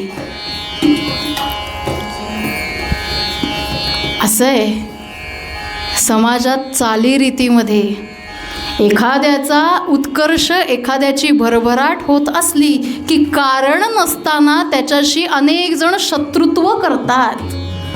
मित्र जया असं म्हणितले, सूज्ञे त्यासी करू नये कपट. आम्हाला सुभाषित आहे, मृगमीन सज्जनाना. बघा, पाण्यातलं मासा पाण्याशी वैर धरतो का? नाही. सज्जन माणसं फक्त आपल्या भक्तिपंथेचीच हवे, फक्त भगवंताची भक्ती करत असताना सुद्धा कारण नसताना असे अनेक वाईट विचारांचे दुष्ट लोक एकत्र होतात. आणि एकत्र होऊन काय करतात? काही नाही, पारावर बसतात. त्यांच्या कुठल्याही वागण्याला पारावार नसतो, म्हणूनच बहुतेक पार निवडला आणि त्याला पार म्हटलं जातं. इथं बघा, एवढी जागा आहे त्या पारावर, पण कोणी बसलं नाही. याचं कारण प्रत्येकाच्या पारावाराच्याही पलीकडे, परेच्याही पलीकडं भगवंत महाराज इथं बसलेत म्हणून.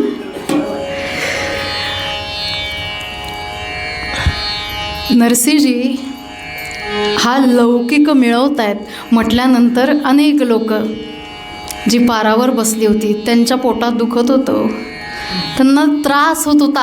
काय म्हणून याचं एवढं कौतुक? आणि हे आपल्या समाजासाठी घातक आहे, कारण ही अंधश्रद्धा पसरवली जाते. एखाद्या गोष्टीला विरोध करायचा की कुठल्याही पद्धतीनं करता येतो की नाही, अनेक कंगोरे असतात. तसं एक दिवस असा आला,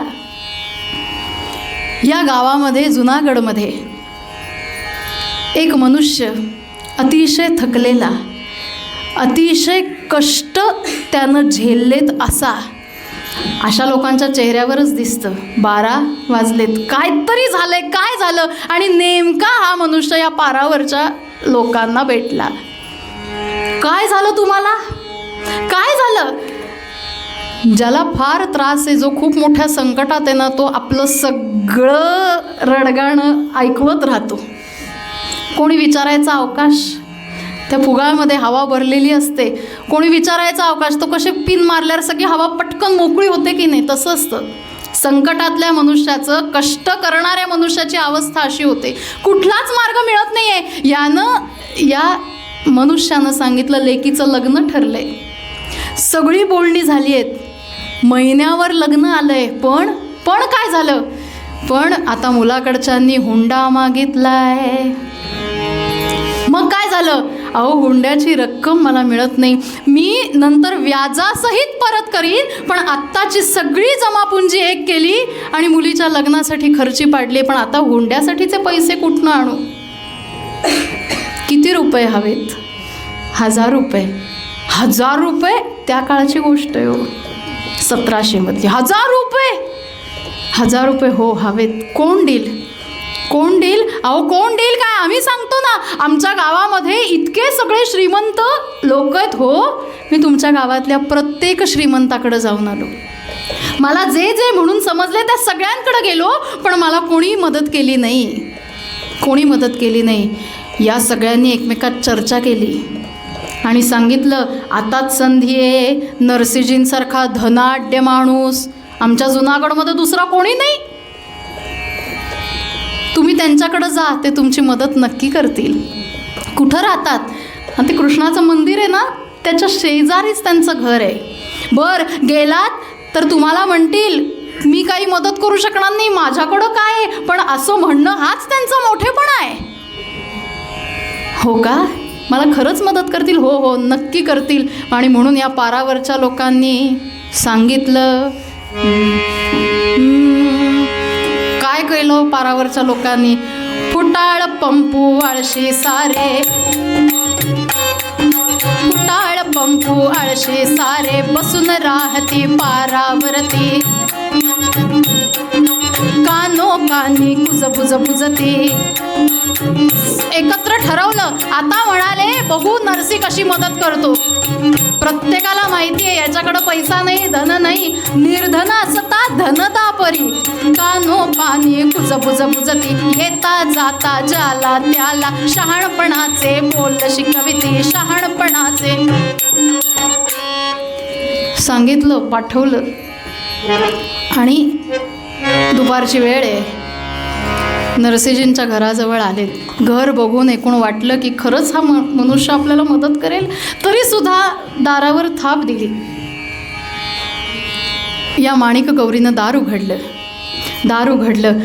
या व्यक्तीनं विचारलं, नरसी शेठजी इथंच राहतात का? ती काय? नरसी शेठजी इथंच राहतात का? हो हो इथंच राहतात, या ना आत. अतिथी देवो भव ही आमची संस्कृती आहे. आता फोन करून या पण नाही, बिल्डिंगमध्ये ते बाहेर असतात ना वॉचमन, त्यांच्या हातापाया पडायला लागतं. तो म्हणतो तुम्ही त्या घरमालकाला फोन करा, त्यांच्याकडनं जर एक्सेप्ट आलं तर तुम्हाला आम्ही आत. भगवंताच्या दारामध्ये सुद्धा जय विजय असतात, आम्ही त्यांच्या पाया नाही पडत. अतिथी आलाय, दुपारच्या वेळी आलाय, आत बोलावलं, गुळ पाणी दिलं, बसलेत. आणि नरसिंहजी, अहो छोटंसं घर आहे ते, एवढे 4 भिंती आहेत फक्त.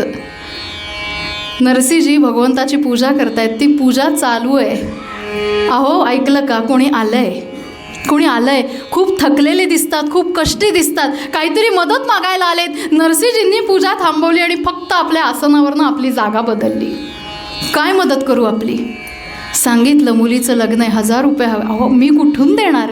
माझ्याकडं काय आहे? बरोबर मला त्या पारावरच्या लोकांनी असंच सांगितलं, तुमच्याकडं काही नाही, पण तुम्हीच धनदान आहात, धन देणारे आहात, तुमच्याकडे आहे पण तुम्ही सांगत नाही. अहो थांबा बरं.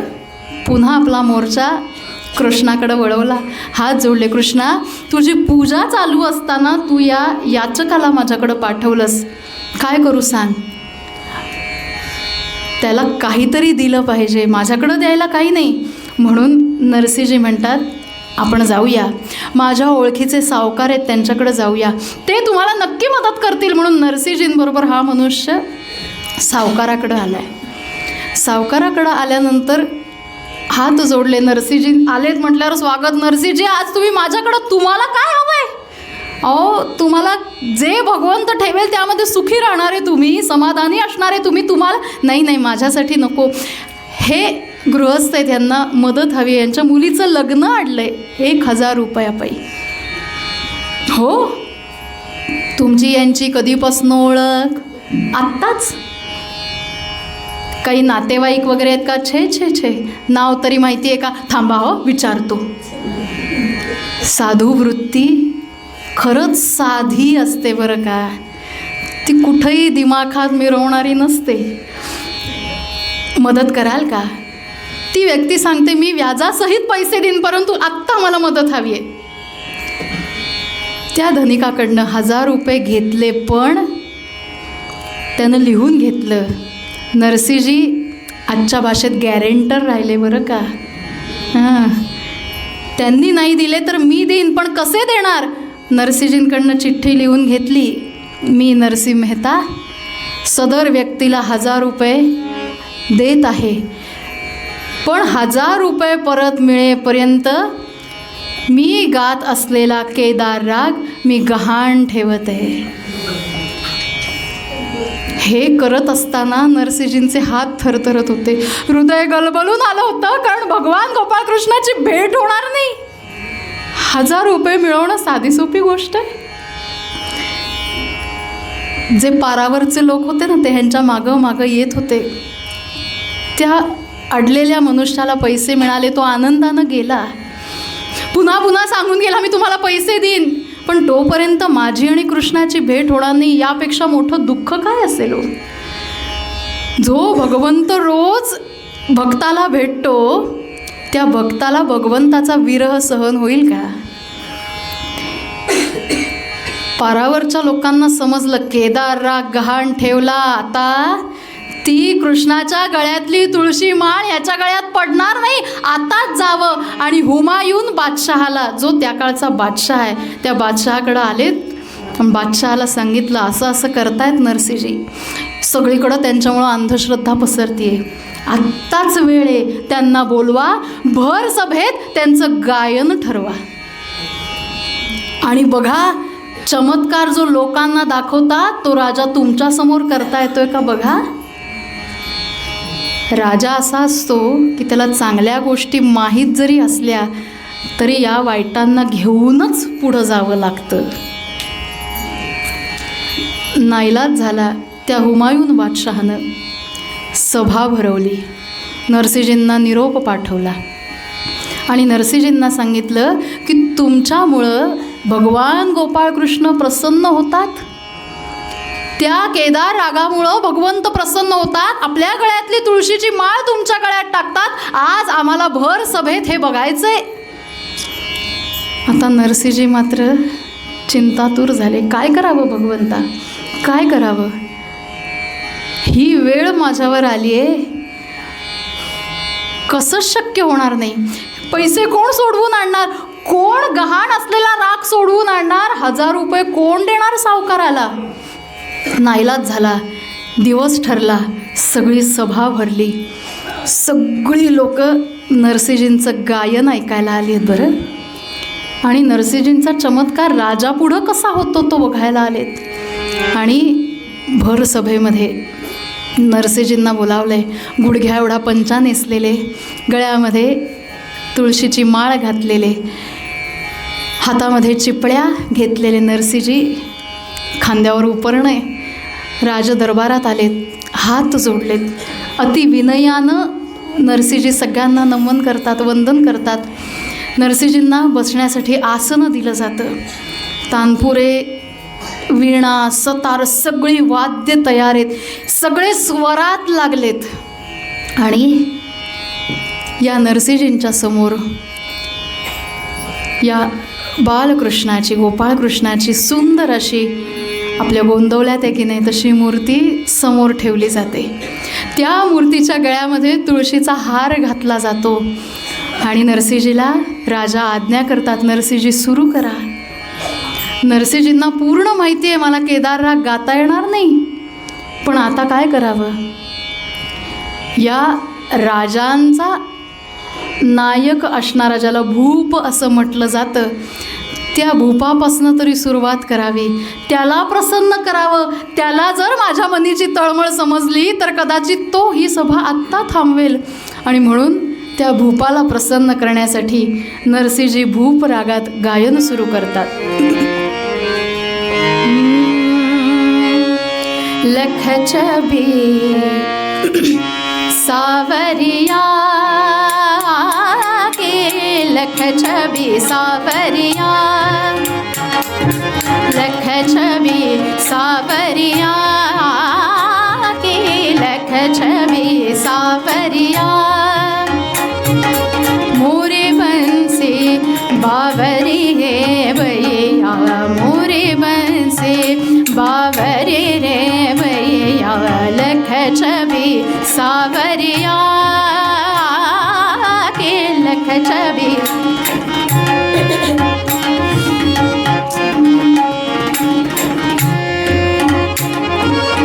मोर मुकुट पीतांबर शोभे, मोर मुकुट पीतांबर शोभे. भगवंता तुझी मूर्ती माझ्या समोर आहे, पण या मूर्तामधनं अमूर्त रूप तुझं कधी बाहेर येईल. मोर मुकुट पीतांबर शोभे, कानन कुंडल झलके विराजे, कानन कुंडल. त्या कृष्णाच्या कानामध्ये असलेली कुंडल नरसिंहजींना वाटतं की आज भगवंत माझी परीक्षा बघतोय, पण तरी या भूपाला आळवत असताना त्या कानातली कुंडलं हलतात का बघावं. कानन कुंडला झलके विराजे लख छबी सावरिया की लख छबी.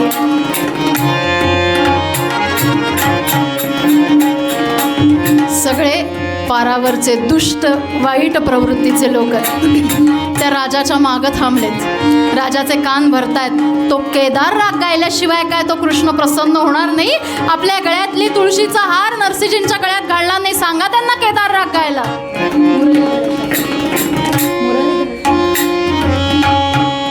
पण केदार तर गाता येणार नाही म्हणून फिरून फिरून बाजूचे राग गावेत, बाजूचे राग गावेत.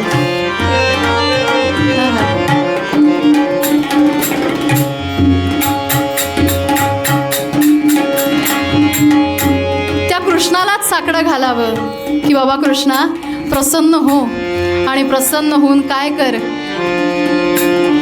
या वाईट प्रवृत्तीच्या लोकांना भक्ती काय ते सांग, तुझ्याशी केलेलं सख्य काय ते सांग. तू गायनाचा भोगतायस, तू स्वरांचा भोगतायस, तेव्हा त्या स्वरांसाठी तू धावत येतोस हे सगळ्यांना दाखवून दे. मुरलीधर श्याम हे नंदलाल, मुरलीधर श्याम हे नंदलाल, मुरलीधर श्याम हे नंदलाल, मुरलीधर श्याम.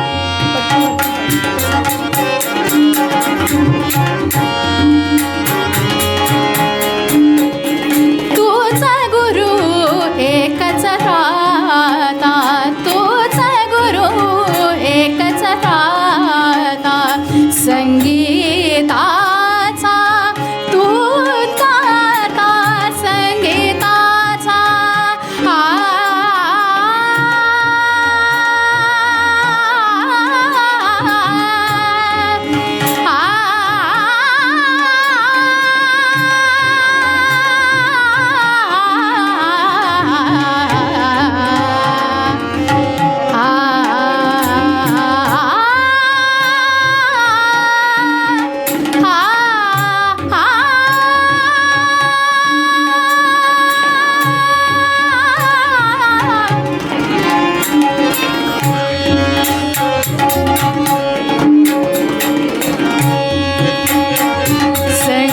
संगीताचा तू गाता, तारक हे शुभना,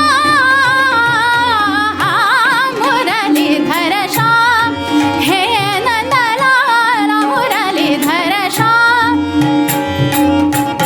ज्याप्रमाणे भक्त उतावीळ झालाय भगवंताच्या भेटीसाठी, भगवंताला सुद्धा आपल्या सख्याची तितकीच काळजी आहे. आणि उडे पडो नेदी त्याचे वारे सोशी आघाताचे भगवंत रूप घेतात. कोणाचं? एका ब्राह्मणाचं रूप घेतात आणि भगवंत त्या सावकाराकडे जातात, थैली देतात आणि सांगतात लवकर माझ्या नरसीला भेटण्यासाठी मी आतुर झालोय, हे 1000 रुपये घ्या आणि मला लिहून द्या की केदार राग मी सोडवला, केदार राग मी सोडवला, मला पैसे मिळाले, माझे पैसे मला मिळाले, व्याजासहित मिळाले. चिठ्ठी लिहून घेतली आणि खाली लिहिलं श्री कृष्णार्पणमस्तु. ब्राह्मणाचंच रूप घेतलेले भगवान गोपाळ कृष्ण नरसिंहजींपर्यंत येतात. गात असताना त्यांना ती चिठ्ठी पेश करतात, ती चिठ्ठी दाखवतात आणि चिठ्ठी दाखवल्यानंतर चिठ्ठी उघडून बघतात आणि त्याच्यावर कृष्णार्पणमस्तु भगवंताच्या तुळशीच्या माळांचा सुवास त्याला येत असतो. भगवंताच्या अस्तित्वाची जाणीव होते. मात्र नरसिंहजी बसून गात असतात, ते उठतात आणि नाचायला लागतात. कान्हा रे नंदन नंदन कान्हा रे.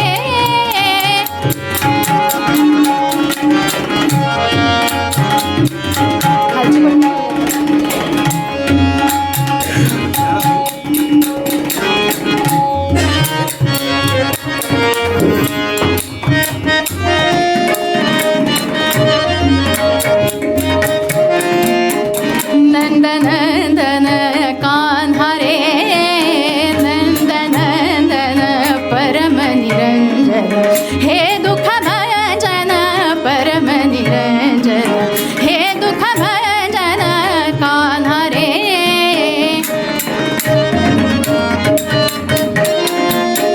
भगवंत आपल्याला भेटणार आहे याची एक्साइटमेंट म्हणतात की नाही, ती इतकी होते की आम्हाला स्वरांचा सुद्धा पत्ता चालत नाही आणि त्या न पत्ता चालल्यात आमची पट्टी सुद्धा बदलते. आम्हाला इतका आनंद होतो की आम्ही वरच्या पट्टीत गायला लागतो. मग भगवंत पुन्हा आपल्याला वाट दावी करी धरून या, तो म्हणतो बाई जागेवर ये, तुझ्या मूळ स्वरात गा. कान्हा रे नंदन नंदन कान्हा रे,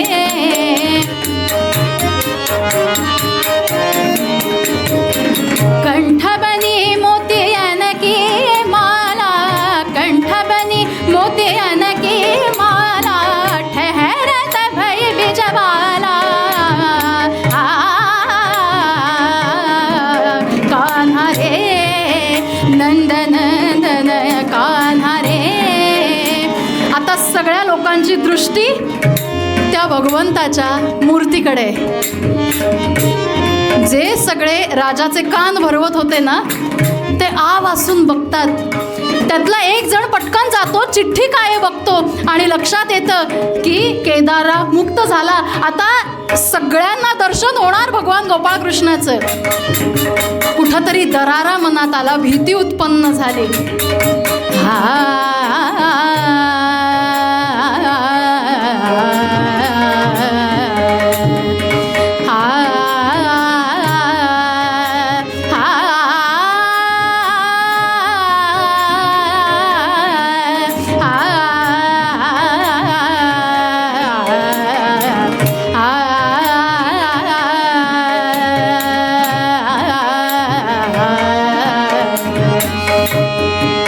आणि काय सांगावं, ती भगवान गोपाळकृष्णाची मूर्ती छल स्वरूपात त्याच तालावर नाचायला लागली, डोलायला लागली. आणि नरसिंहजींना जणू खुणावतीये की माझ्यासमोर बस, माझ्यासमोर बस. कारण मूर्तीची उंची ही नरसिंहजी बसतील इतकीच. समोर बसले नरसिंहजी, हात जोडलेत आणि भगवान गोपाळकृष्णांनी आपल्या गळ्यातली त्या तुळशीचा हार नरसिंहजींच्या गळ्यात घातला. मात्र गोपाळ कृष्ण भगवान की. इतका आनंद झाला, इतका आनंद झाला. समोर चाललेलं दृश्य अनेकांच्या डोळ्याला दिसेना, कारण भगवंताचं दिव्य दर्शन झाल्यानंतर अष्टसात्विक भाव जागृत झाले आणि डोळ्यातनं अनेकांच्या घळघळ अश्रू येतात. सगळेजण नरसिंहजींचा जय जयकार करतात, गोपाळकृष्णाचा जय जयकार करतात. नादिर दिरदानी तदानी तोम तनन तोम, नादिर दिरदानी तदानी, नादिर दिरदानी तदानी, नादिर दिरदानी तदानी तोम तनन तोम, तोम तनन नन देरे नादेरे नादे, तोम तनन नन देरे नादेरे नादे, तदीम तान देरे तदारे दारे दानी, तदीम तारे तदारे दारे दानी, नादिर दिरदानी तदानी, नादिर दिरदानी तदानी, नादिर दिरदानी तदानी. तोम गोपाळ कृष्ण भगवान की, नरसिंह मेहता की. भगवंत आला कोणासाठी, कोणासाठी? विश्वकृपा करी. भगवंताशी फक्त सख्य केलं. रोज आपल्याला जे येतं, वेडा वाकुडा गाईनं परी तुझाची होईन, या फक्त एकाच न्यायानं भगवंता मी तुझा आहे आणि तू माझा आहेस, या न्यायानं नरसिंहजींनी भगवंताशी सख्य केलं. ज्यांची दुष्ट बुद्धी होती, ज्यांनी या भक्तीला कुठंतरी अंधश्रद्धेचं वलय दिलं ना, त्याला नरसिंहजींच्या भक्तीनं, याच सख्यत्वानं जाणीव करून दिली की भगवंताशिवाय, त्याच्याशी सख्य केल्याशिवाय कुठलंही संकट आलं तरी त्याच्याशिवाय दुसरं सोडवणारं कोणी नाही. तो एकच आपल्याला सगळ्यातनं सोडवणारा, आपल्याला योग्य मार्ग दाखवणारा आणि नवे सदा सदा सख्यत्वानं आपल्या बरोबर सावलीप्रमाणे चालणारा तो आपला सखा आहे. म्हणून काय करावं, जनाबाईंनी मूळ अभंगात जे सांगितलं तेच करण्याचा प्रयत्न करूया. आ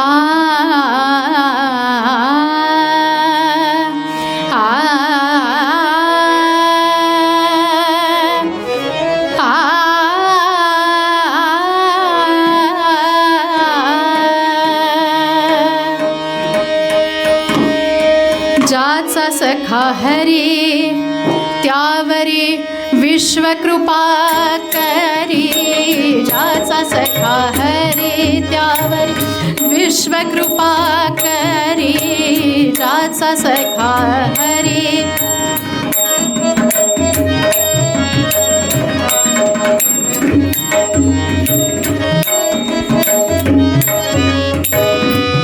महाराजांकडे एकच मागणं मागूया.